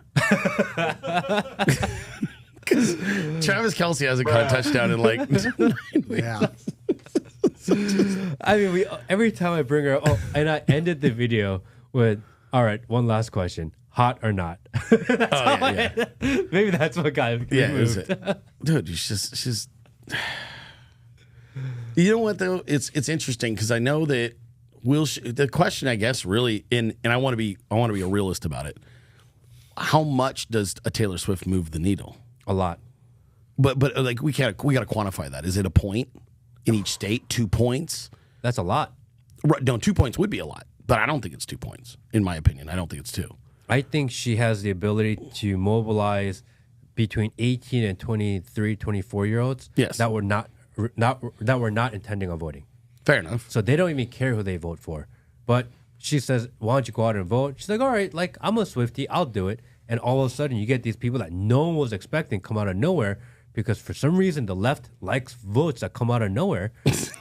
Right? Because you don't poll them, you don't count on them. These are votes that literally just all of a sudden the day before, they're like, oh shit, where all these votes come from? She can do that. So I think she's something that people should be considering carefully. And I think they're going to do the same with The Rock. So let me ask a question, because I'm just thinking this through all the way. Because you brought it up, so now I gotta poke holes all on it. What's the benefit to Taylor Swift For her? Yeah, like what? I mean, she can't sing, but she's famous. But if you're Taylor Swift and you're really rich, and you're worth $1 billion, right? And now you apparently own all your own music again. And you're not hurting for any kind of money. You're not hurting for validation. You're not hurting for anything. Short of her being a full-blown Satanist, that this is something, because that's outside like we can't even consider that because that's a radical essentially, right? No, I'm not saying that she's not. What I'm saying is for the sake of an argument, because if you just counter me and go, well, Satan told her to do it, Brandon, I'm like, all right, fuck. But game over. Rationally speaking, what's the lever? Normally there's a lever, bro. What's the lever for Taylor Swift? I mean, what's the lever for Bill Gates? What's the lever for George Soros? Well, no, those are different, though. Those are different because those are people who absolutely are hell-bent on power, right? And you just described two people, one with a background with Nazis and another one with a background and a fascination with eugenics, right? And that's Gates. So Taylor, I don't think is those things. Maybe she's growing into them. But, like, you've got a 5-year-old woman that may or may not get involved into this. So the question is, does she does she really believe in Joe Biden's message and the Democrat platform? No. I don't think so. So is it for money? I think because she already has the money, she already has the fame. I'm trying to figure out what would incentivize her. Because look, whatever she chooses, if she does this, you're marrying yourself forever with Joe fucking Biden. I think before certain people get fame, especially in music and media and movies, they make deals, and there's a part of it that when we come calling on you, you're going to be there. So Satan was It's like Godfather. You're that Godfather, dude. I don't know when, but there may be a time when I make that call. Same thing, dude. Maybe there's a sex tape. Who knows? I'm sure there's a bunch. They have something on her there. laying there just flat. She may be great. Don't judge. Wow. You're such a misogynist. Just totally assuming we've been that she called would that. not be great. Dead fish, bro. She could be phenomenal. No. For all I know. Zero chance. Bro. Dead bro. fish. Just wait for the sex We're tape. ruining things for him right now. Can I take Sorry, bro. So I know this is getting deleted too. So I'm going to take the opposing. Hi, TikTok. I'm taking the opposing view now. Yeah. I do not believe Taylor Swift's going to inject herself into the Democrat election. I just don't. I think she already has. I guess sort of. Yeah. I mean, I think she's always going to do the thing where she's trying to appeal to her existing base. But I don't know that she's like going to come swinging. Really? I don't. But why do all the football announcers go, oh, there's Taylor Swift. You know, she played this stadium in her American tour in 2000. Yeah. You're like, what But that's because all of the NFL is being propped up by massive contracts from Pfizer. Yeah, Travis So those Kelce- are connected. The connection is Pfizer, just so we're all clear. The NFL, Pfizer, Taylor Swift, Travis Kelce, that's a big pharma thing. That doesn't involve the Democrat National Committee. That's I feel all I'm like saying. they're all the same. I mean, you're probably right. No, I'm not. I'm just saying. You know? someone's got to take the opposing view, though. Otherwise, we all just sit here and jerk off about. No, I like the agreeing. circle jerk. Yeah, I'm just saying. I don't want to go jerk full. off. Hey, I don't want to go full where's the Chip cookie? Roy here. Where's the cookie? Yeah, I don't want to go full Chip Roy. fucking mega. I just think that she's gonna make her points, and will she endorse Biden? Probably. I think she'll do whatever she did in 2020. I just don't think there's gonna be this big Taylor Swifty concert, and she's like, "Bring out Joe," and he's like, "Fucking," like. Actually, her concert tour next year leads up through Florida into the election. So there you go. Yeah. So she's gonna actually He's a have fan. like He she's knows gonna, everything. I know. she's Jesus, gonna have dude. something like What's your 2 favorite months- album? What's your favorite I have album? no idea. Come on, Will. You know. She's gonna have something like 2 months of concerts and tour leading up into election. They're time? already planned for next year. So then, who's the candidate? Because it ain't Biden. Oh, I think she's a company. I just don't think it's Biden. I don't think she falls out of line. I think it's impossible. So then you think that because ultimately, based on what I've seen on her stage performances, this is just a Satan thing. Yeah. Okay, fair enough. Yeah. I can't She's even got argue all with the that. pay-per-view. Like you can go to the theater and watch her tour, or Right. you know, she's everywhere, dude. She brings money. Oh yeah, She brings money, But she the brings thing about new Taylor Swift, voters. here's where it's like and weird. beauty, right, man? Am I right? Here's the thing. Like everybody else is made by the industries, right? I think where she's a little bit different is she's doing them a favor. Like Taylor Swift being in theaters isn't because Taylor needs people to see who she is. It's so the fucking theaters have a means of selling tickets. Like that's usually how it works. Like you either have the talent and the draw, and they are doing the favor for the industry, or when the industry doesn't have anybody with any fucking talent to prop up, they find some asshole and they prop them up and they change their voice and then they shove them down your throat. Taylor isn't that. Taylor's the other side where she wrote all her own music to her fucking. I don't like who's it. the fan? I'm just saying. I just know the story. She wrote all of her own music. Show your Those are- shirt. You got the concert shirt. Let me see. Is it signed? So Taylor, I just think that Taylor's probably if she's doing it, she's doing them the favor, not the other way around. Does that make sense? I mean, it makes sense. I don't think it's right. It sounds like he's defending her. I think defending you it? find someone that Maybe. mimics and has the ability to, and you get them in line, and then you give them the power and the fame and everything else. Because in order to get famous in music, Yes. it's mostly luck, right? Because the most talented people don't become the most famous. Sometimes you have to be discovered at the right place at the right time. Maybe. There's no such thing as luck. I don't know. Everything is He's planned, a musician. predetermined. Ask him. How hard is it to get discovered and become Taylor Swift? Yeah, everybody's compromises. So I would say the exception would be Dave Grohl from the Foo Fighters, right? He was already a drummer in Nirvana. But yeah, a lot of these bands, well, in the last 20 years, I'd say, yeah, when you get organic people like the Black Crowes, people with actual talent that rock, but when you're talking pop music, are you talking about pop music usually? I mean, in just music in general, it's very Yeah, difficult. It's the right look. And right? then once you become and you're given some fame and popularity, and then you start falling out of line. Maybe you start talking too much. Maybe you start getting disgruntled with how things are. And then all of a sudden, how many of them mysteriously just die? Yeah, It's a really common story. Michael Jackson, Linkin Park. But the only one who was The on DJ, Taylor. what was his name? Avicii? Oh, yeah. The only one that was on Taylor's level, though, was Jackson. No one else. I don't think any of those other ones. We wouldn't say they're as famous as Taylor Swift, right? Maybe I'm for just you. talking about levers, though. Like, it's always about leverage. So I think there's a point when you can break the machine when you're bigger than the machine. I don't think anyone's bigger than the machine. Certain people can break the machine. Donald Trump broke the machine, bro. Donald Trump was inside the machine. He talks about it. And he broke the machine. He accumulated enough money. He severed enough ties financially that they couldn't lever him. He doesn't do drugs, doesn't do any alcohol. He's happily married now for 25 years. So they ran out of ways to lever him. They were like, fuck, all the things we normally would do, we can't use on him, right? So they had to invent new shit where they just like tell him his $1 billion property is worth $18 million or whatever. Like, Just crazy. It was crazy. But my whole point is sometimes people get too big and they're beyond being levered. Now, I don't know her. I don't know enough about her to be. But that to know also that. takes a very different type of person. Yes. He's willing to Totally do true. that battle and go to war literally every single day of his life without fail. There is no, I'm taking the day off. It's true. He's always at war. She seems a little stupid. I don't think most people are willing to do that. Yeah. I think he's the exception to the rule. I think most people, you don't need the lever. It's just, you want your life don't want the miserable or pressure. not? Yeah. Do you want to live under the pressure Stress cooker or not? Yeah, that's a good point. Maybe that is a lever. That's a good point. And it's a woman. And that's a different mindset. I than love a man. women. Yeah, but that might be a different. Like for a woman, it might Did you not. have to say that, man? Like, Yeah, we like did. a guy might dig his heels in and go, fuck you, I right? identify as a person who loves women. It's funny, dude, because it's like an answer to prayer when we're driving over here. He goes, "What do you think we're talking about?" I go, "I hope we spend a solid hour on Taylor Swift. I knew yes. Yeah. And so, thank you, Lord. Right. Yes. It's gonna be so. You're saying Taylor Swift's gonna be doing concerts for Gavin Newsom by this time next year? Yes. Or just before? Yeah. Or Okay. just before. Actually, did you see? He just played the sound for Kirby Enthusiasm. Yeah. Yes. And it got me thinking, because you're wearing the MAGA hat.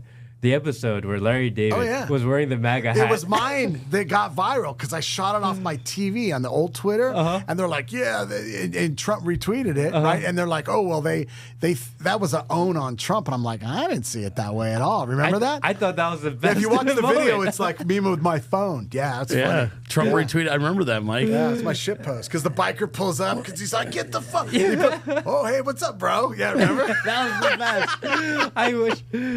Yeah, and I was thinking about it. I was like, are they making fun of it? And I was like, maybe they were. Maybe that was intention. And then I thought about it. But It didn't work. I thought it was It funny. made a lot of sense. Yeah. I was like, when I saw that, I remember because I didn't have a MAGA hat at the time. When I saw that video, I was like, damn, I kind of want one. Yeah. I I need gotta one. get my MAGA hat on. I need to get one of those. That's funny. That's so funny. Yeah, because then the left was ripping on me like, "Oh, you're stupid." Then I go, "Well, okay, Yeah. Okay. it's still funny." Yeah.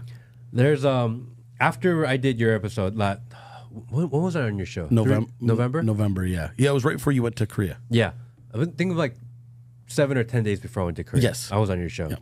and after I was at your show, I remember being in your studio and I'm watching you kind of do your thing and how you operate. And I think that very day I came back and I was like, we need to do a live show too. Oh yeah. So I think that very next day, that was a Wednesday, I was at your place. Thursday, I downloaded a bunch of software and tried to figure it out. I spent the whole day Thursday trying to figure out how to do it. And I was like, okay, I'm going to go live tonight.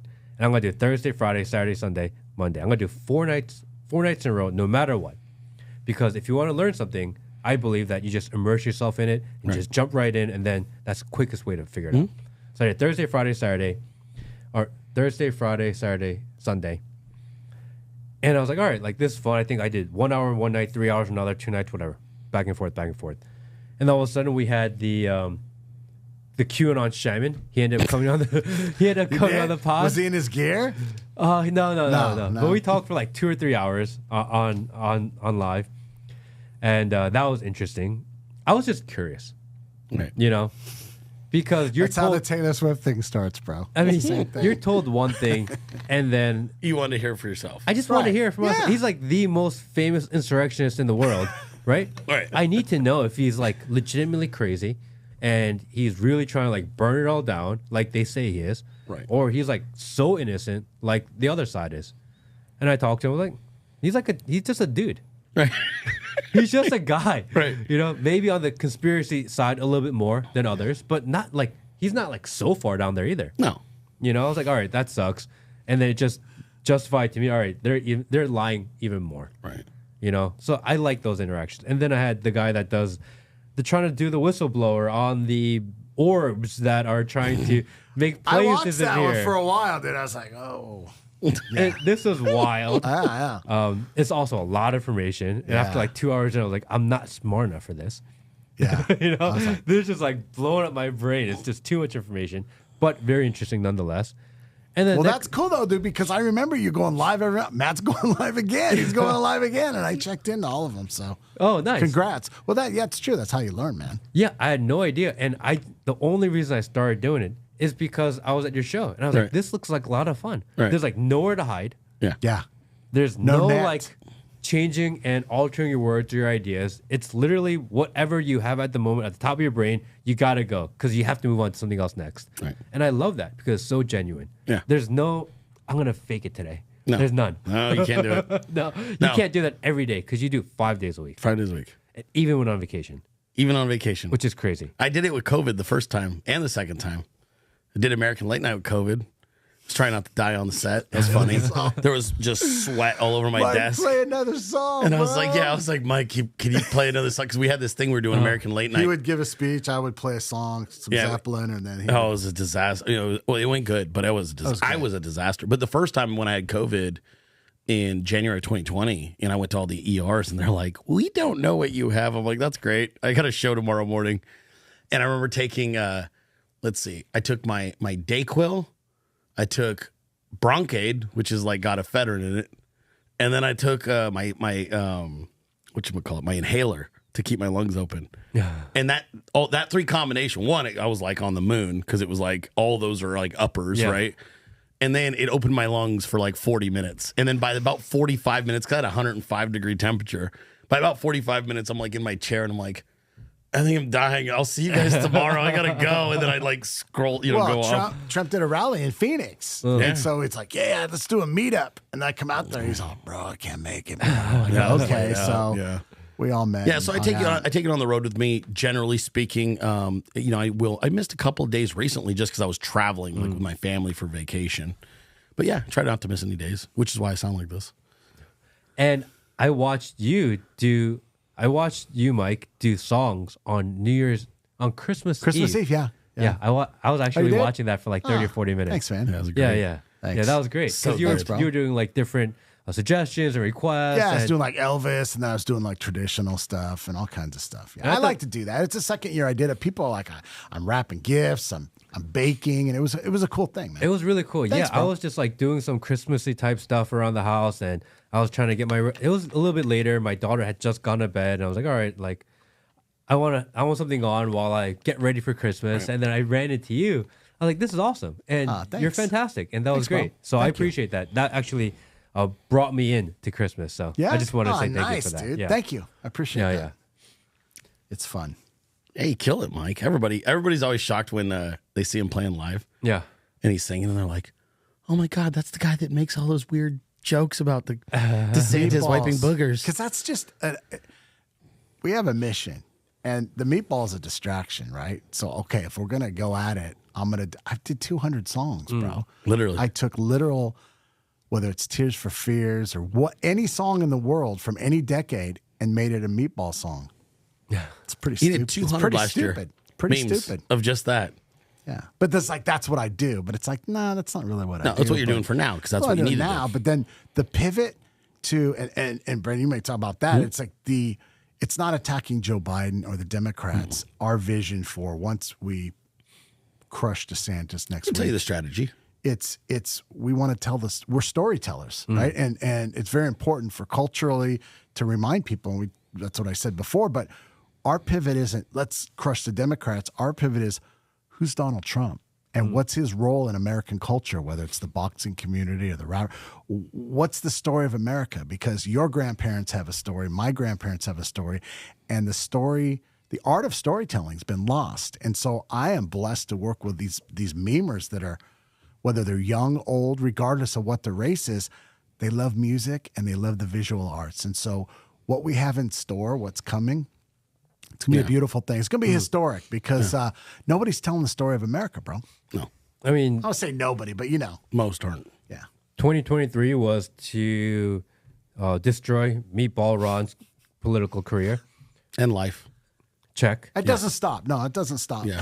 What's the agenda for 2024? 2024 is the sales pitch for America. It's selling the idea of America. It's not saying this person or that person or this side of the aisle has the perfect answers. That's not the argument. The argument is, do you want to still live in the United States of America the way you grew up in it? Because most people voting aren't going to be 18. Most of them are going to be, over 40.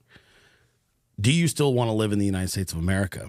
Do you feel like you're currently living in the United States of America? The answer to that for most people is no. It doesn't feel like America anymore. It feels like a really messed up place. So when I think of 2024, and I don't mind talking campaign strategy, we did this last January. Yeah. To be fair, Newsweek quoted me like, this crazy asshole says he's gonna destroy DeSantis. What a jerk. And then I'm like, a year later, I'm like, hi. Then in July, Newsweek's all, DeSantis campaign has imploded. Yeah, it was the same writer. She was like, fuck, he did it. Okay, so 2024 is telling people Biden sucks is redundant. I think people knew Biden sucked when they voted for him the first time, if they actually did. Allegedly, right. That's what I'm saying. This time, it's the sales pitch is for America, bringing back the United States of America. I don't care who you're talking to. When you talk to Democrats or Republicans, was the country better in 1998 or now? They're like, culturally, it was way better in 1998. We all were getting along. Everybody was pretty like normal. We didn't have weird race relation issues. That wasn't a thing. We had the Rodney King shit that was kind of weird, but like that seemed pretty like location specific and it was dealt with. The rest of the country was kind of like, yeah, you fuckers in LA are weird, right? Like you were there. 92. You were SoCal. Yeah, everybody. I was in NorCal, so we were in NorCal like, damn, they're nuts down there. It's NoCal. NorCal. Yes, NorCal. But I think the sales pitch in 2024 is this is weird. This isn't what you want to live in.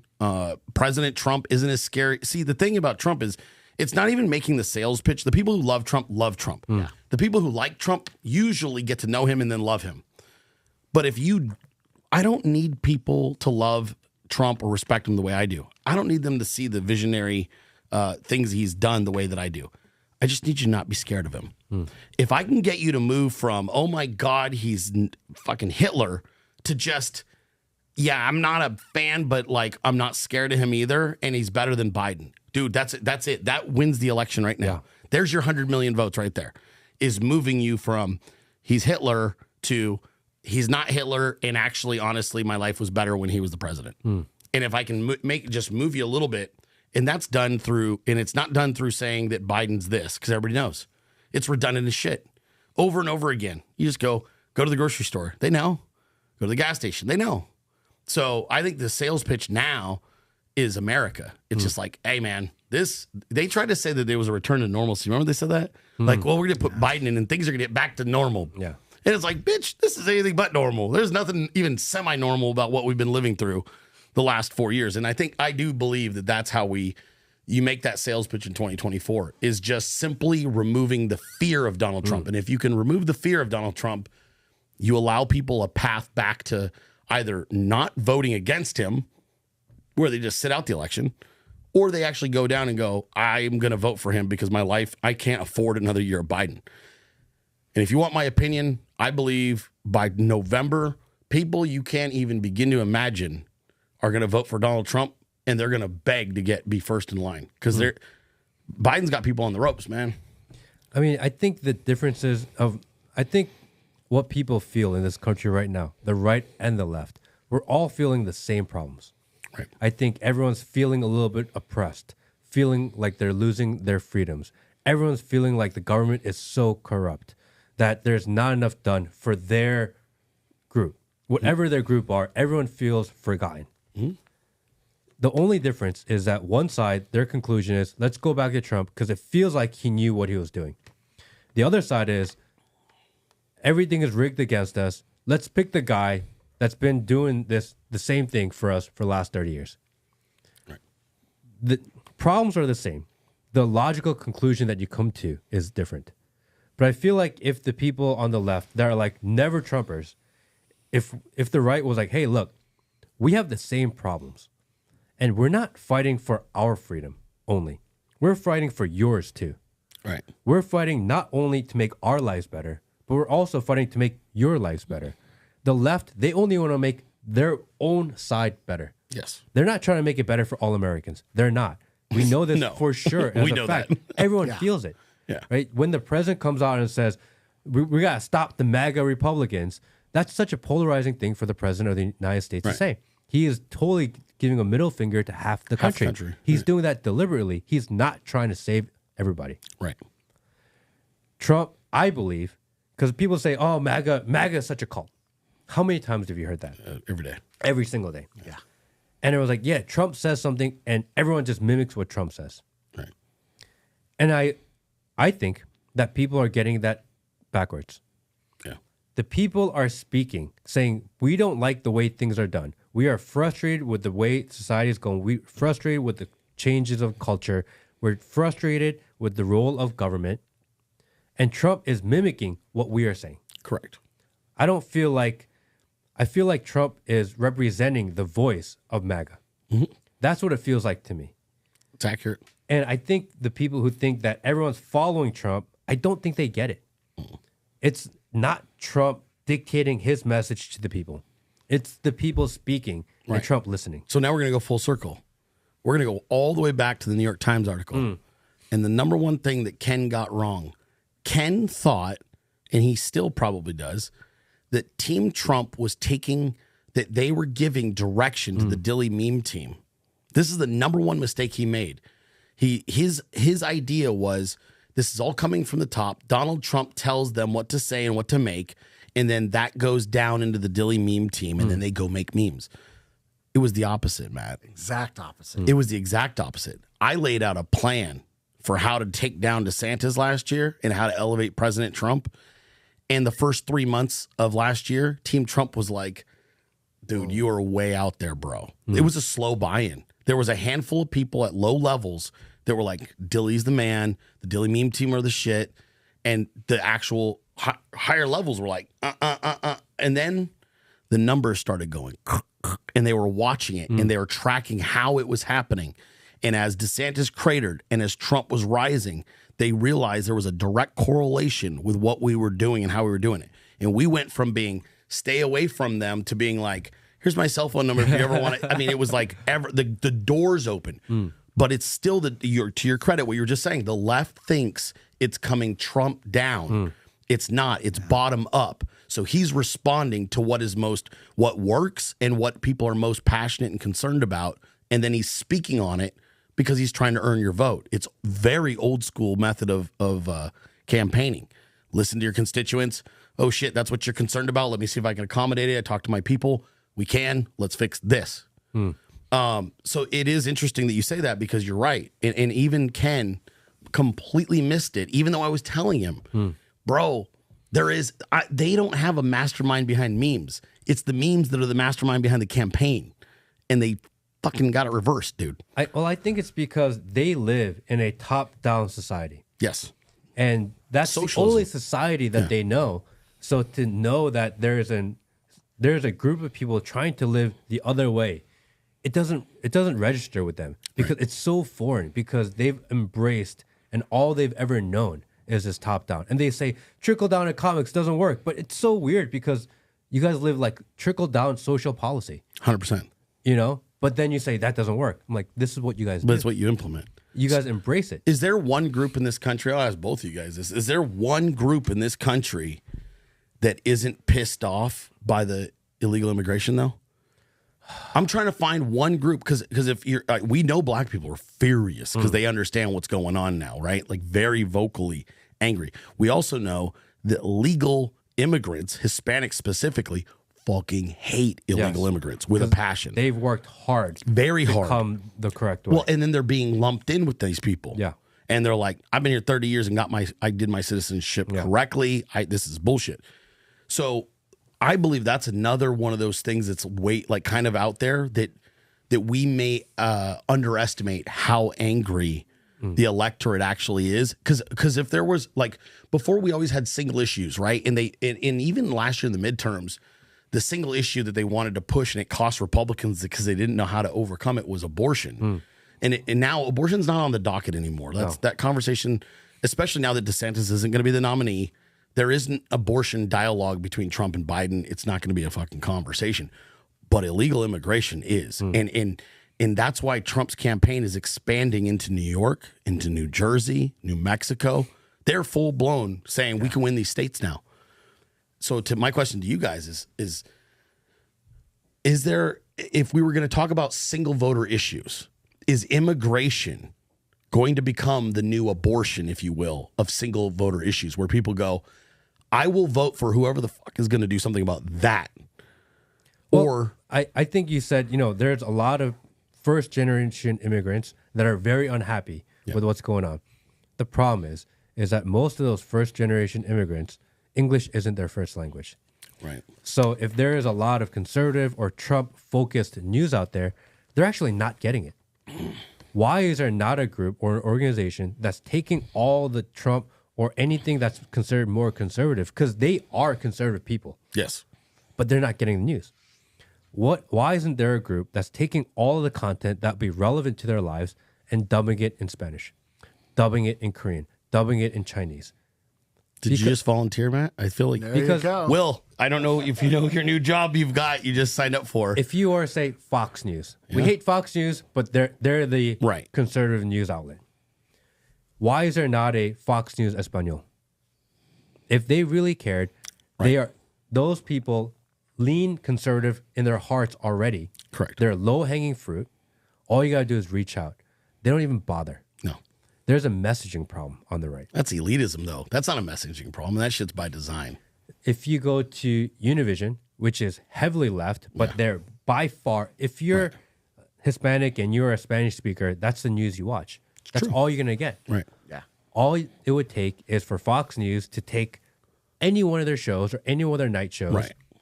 hire 2 or 3, 4 voice actors, Right. dub it in a language, and put it out every day. How many people would watch that? That's true. I don't know why no one does it. I thought, didn't Trump campaign get a bunch of blowback? Not because they bought ad spots. Was it Telemundo? They bought, it might have been Univision. They did this already. They already bought ad spots and there was a bunch of blowback, not against them, but against the network.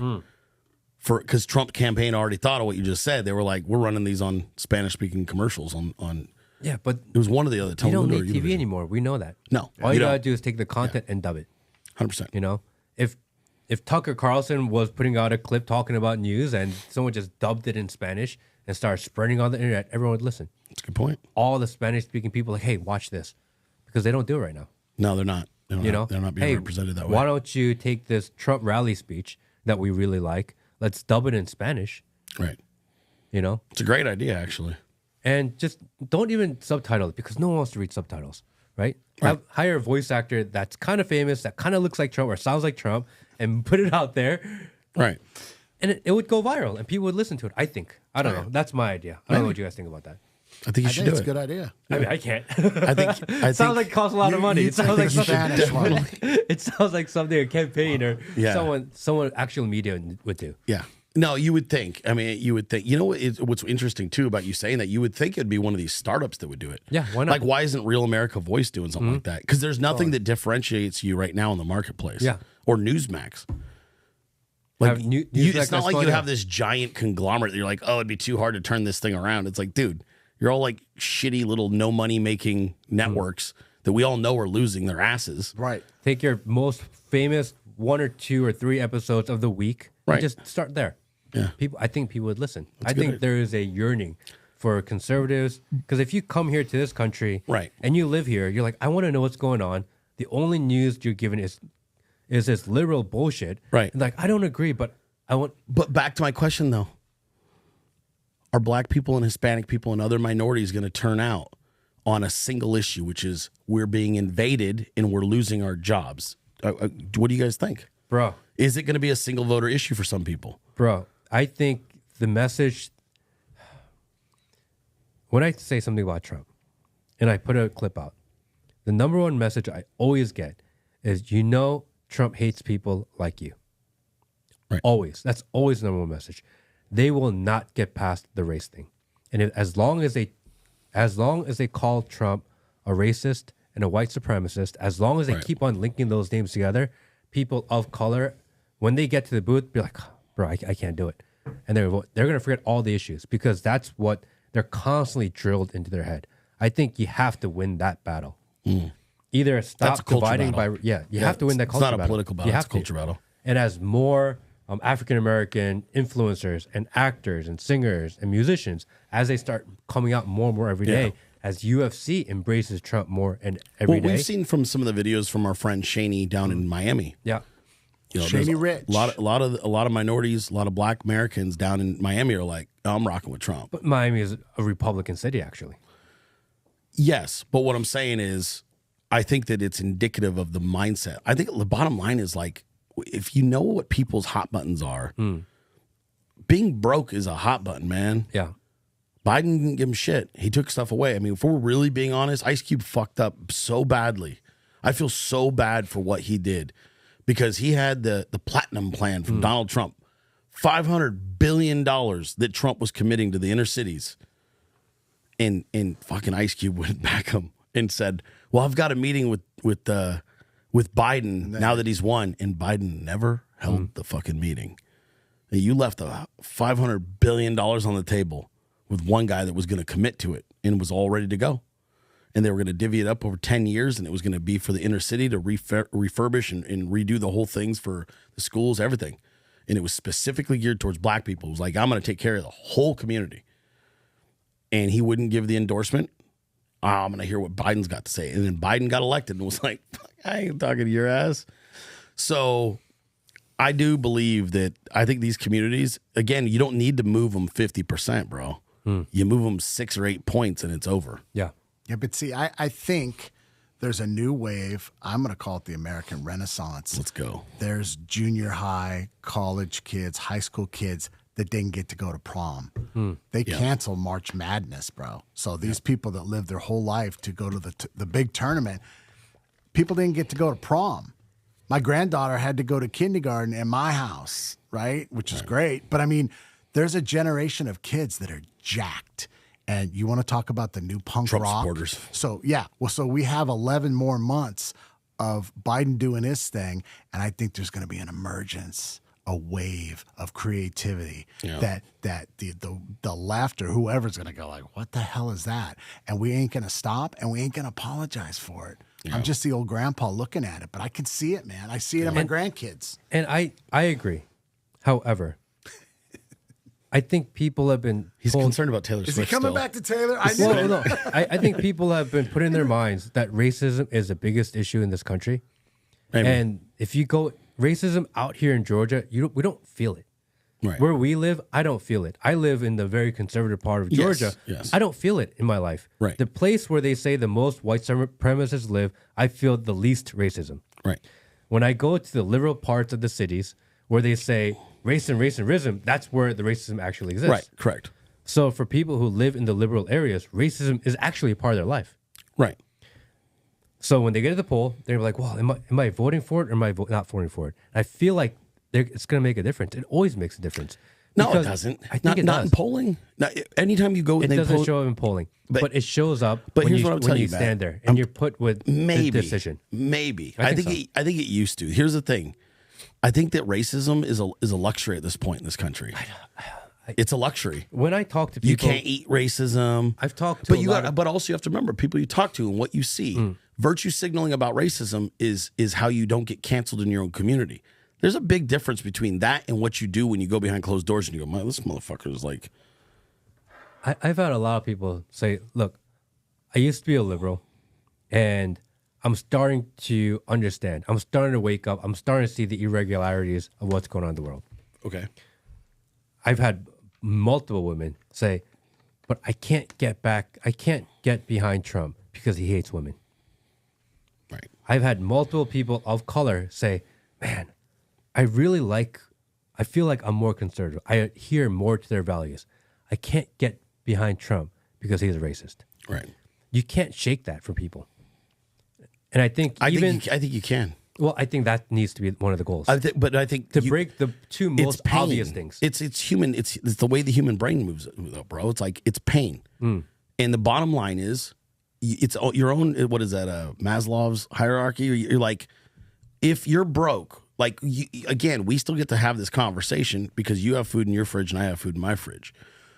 But when you're talking to somebody who's running out of food in their fridge, and they know they've made the connection that it's the policies from the president, race is no longer being considered when how they vote.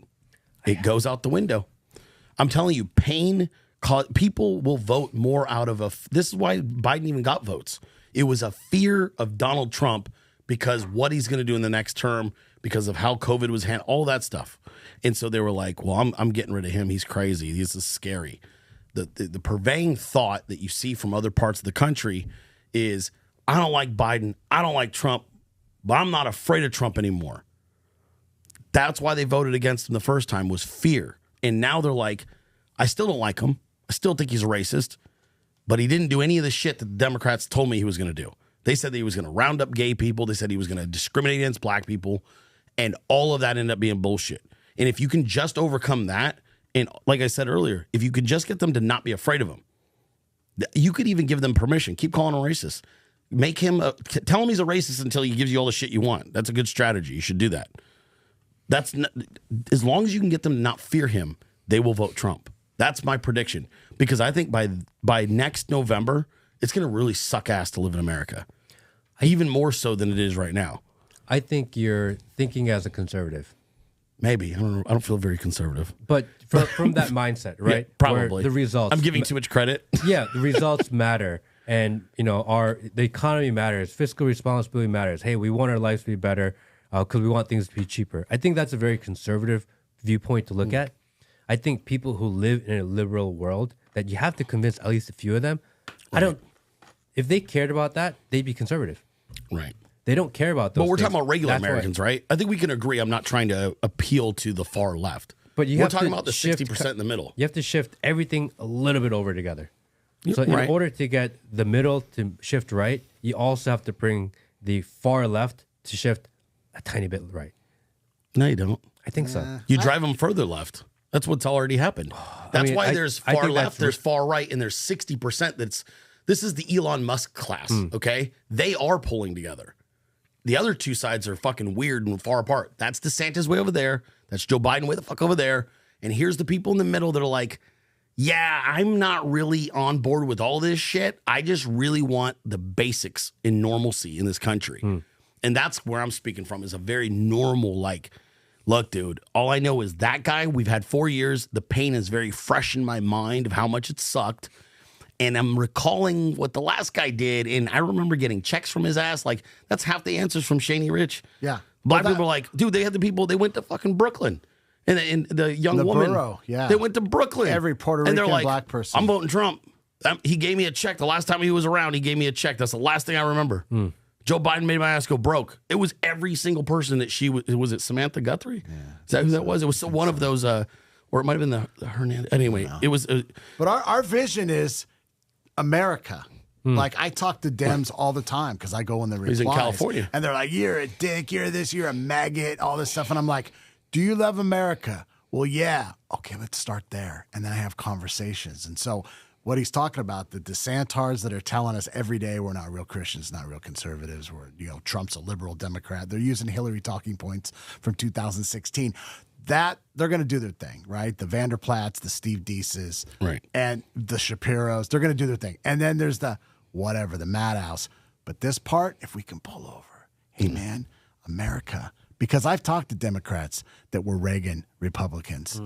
They want to come home, dude, but they hate Trump, right? They think January 6th, some of them are the worst thing ever, right? Well, why? Who did you like? Well, I like McCain. I talked to him, and it's like, if we can peel off a few of those, and then the blacks, the Puerto Ricans, I'm just saying, man, we're going to go, and I totally hear what you're saying, but we're going to go America, and we're going to bankroll on America, and we're going to go all in on America. Yeah. If it fails and people go, fuck you, we went down swinging. So we're going to push America, man, 100%, right? Well, that's what we're doing. Matt, you were watching today's show. So what did you think about the polling? That's from liberal legitimate sources. No, I mean, About the percentage of under 35 that Yeah. Trump's ahead of Biden with under 35 voters. so I agree with everything you guys are saying. But again, I'm a relative conservative guy. I'm a Trump supporter. I see it through the same lens as Same you. lens is right. I'm just trying to see it from the complete opposite lens. Right. And I think from the complete opposite lens, they don't care about the same problems. That's a fair fact. You know, I think we're assuming that they would care about things like economic stability, that they would care about things like family values, that they would care about things Right. like, hey, freedom. But if you don't care about those at all, maybe if you embrace socialism, Yeah, maybe. But That's see, a good point. our job is to. I really feel like this is our 11-month urgent message: is to educate, and educate through memes, through visual arts, and creativity, and that's what we're doing, and we're doing it for free, and we're doing it because we love America. That's it, and everybody on our team is different. Yeah.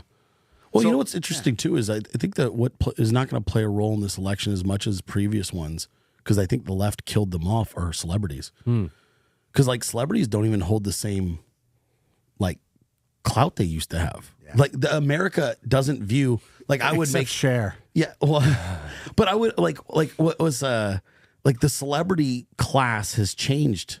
Yeah. Like Mr. Beast might move the needle, but like Jay-Z isn't moving the needle at all. Nobody's like, dude, I just listened to Hove. I got to go vote Biden. Like Cardi B really convinced me that. like that might have been, that was the way the country was, and that's why they had the rap concerts before shit. But that is gone, dude. Like no one fucking cares. And so it's interesting because that was never a bullet in the conservative gun of like campaign. Like, oh, we need to get the next big celeb. That was a total leftist thing. But the leftists killed off their own celebrities. And so then it's like, well, who the fuck are you? Because now all you got left are people that are like, okay, I want to hear your argument. That's my kids' generation is crazy, bro. Like them Gen Z kids, they talk to each other. That's their celebrities, is each other. I didn't raise my kids conservative at all, bro. I let them just figure this shit out. Like I taught them values, but all of my kids, all of their friends, ultra conservative, innately.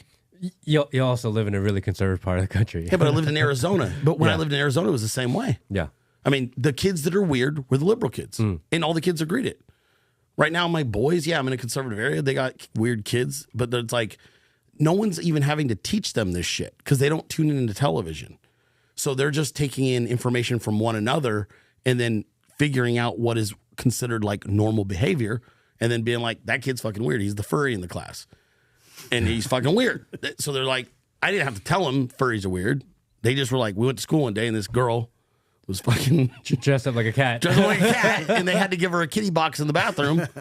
You know, that was like how they figured it out. But in Arizona, where I was in a very diverse community, ultra diverse area, dude, all them kids, all those teenage kids were ultra conservative. They even they were starting to, I should say, they were starting to become. That was like my kids were like 16, 17. My daughter went back. She's like, dude, all my friends are Trump supporters now. Before they thought, oh, your dad's crazy. He's that Trump guy. Now they're like, oh, I'm voting Trump. And my daughter's just turned 18. So Well, that's why all congressmen now want to become influencers. it's true. It's probably true. You can't fake it, like you said, dude. No. But see, this, and I appreciate you, man, and thanks for having us on. But this is what America needs. Yes. Right? Conversation. It's the conversation. We agree on some, we don't agree, but it's not like let's go to war. That's been lost. And so you bringing it back, I just love that there's another piece in the puzzle. It would have been a better conversation if we had one of those people represented, though. True. I would have liked to have had somebody who's like, I'm never voting for Trump because I'm scared of him because he's a racist. I would have liked to have heard that perspective. So what I've been Because doing, we're speculating, right? We actually really don't That's true. fucking know. So what I've been trying to do is I've been trying to, I'm going to start doing like these panel discussions online. So we get different, maybe one or two people from the right, one or two people on the left, people that have good ideas, are able to express them, and just debate random stuff. Smart. I think that'd be a really fun show if we did it once, Even if it's just once a month. or a couple of months. conversationally. Yeah, just talk about something. Because I actually would be interested to hear what Their the fuck are perspective. you thinking? Like, Yeah. I'm not even going to interrupt you. I just want to sit back and listen. Like, how's your brain work, bro? Like, how'd you arrive at Biden? I come to these conclusions because I spent a few days ago, I spent something like 3 or 4 hours going through the TikTok streams. There's TikTok panel streams. So one person hosts and they bring in like up to 6, 7, 8 people, and they just basically argued a bunch of dumb shit. So I sat there and listened to the liberal ones for hours because I was trying to hear what they're talking about. Not once. When people come in to ask questions, they talk about these types of issues that we discuss.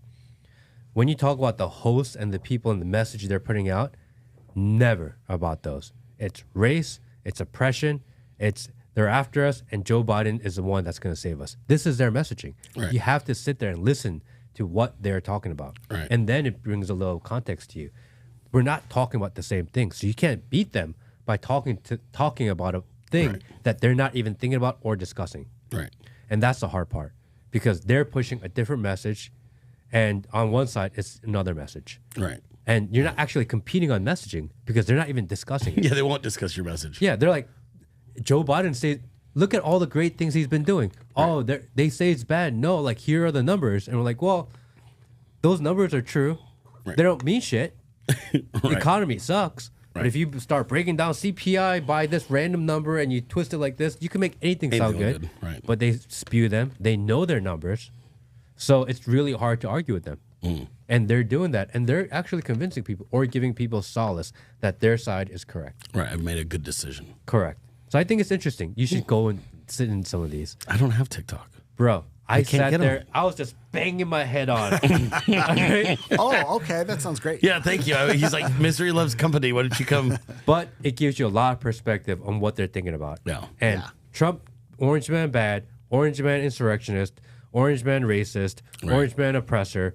Joe Biden will save you. That's the message. What a sad way to live your life, It's too. crazy. Believing that you have to be saved by somebody. Like, I never felt that way about Donald Trump. Yeah. I look at Trump and I'm like, he's the only one that's actually going to represent me in my ideas and what I think is right. But I've never felt like I needed to be saved Well, they or protected. project. It's the exact opposite. Your But cult worship of they have Trump. no idea. They're oblivious to that. Yeah. You know, again, we see it from our side. But when you sit in their shoe, what they know is all they know. Yeah, it's weird. And that's why. But you have to. I've had those conversations we have to with win some of them over. I've Have had to. a lot of those conversations with like Lyft drivers, and I'll start red pilling them because they're usually they like to converse anyway. They're doing Lyft, Yeah, true. So you can get them talking, and then you're like, "Well, that's not really how that works." They're like, what do you mean? And then I can start explaining. I've had a couple that are dug in, but all you do is with those ones, you can't win it in one conversation. All you can do is plant seeds of doubt.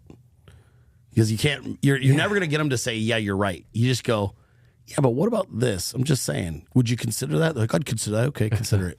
And then you leave. And then you know they're like swishing around in there. And it's like, dude, that guy asked me just to consider something. Because the left's justification is we're heading in the right direction, but if you really want the country to be fixed, you need to give Joe Biden more time. Yeah, fucking crazy. Right? Even though God's not going to give him more time.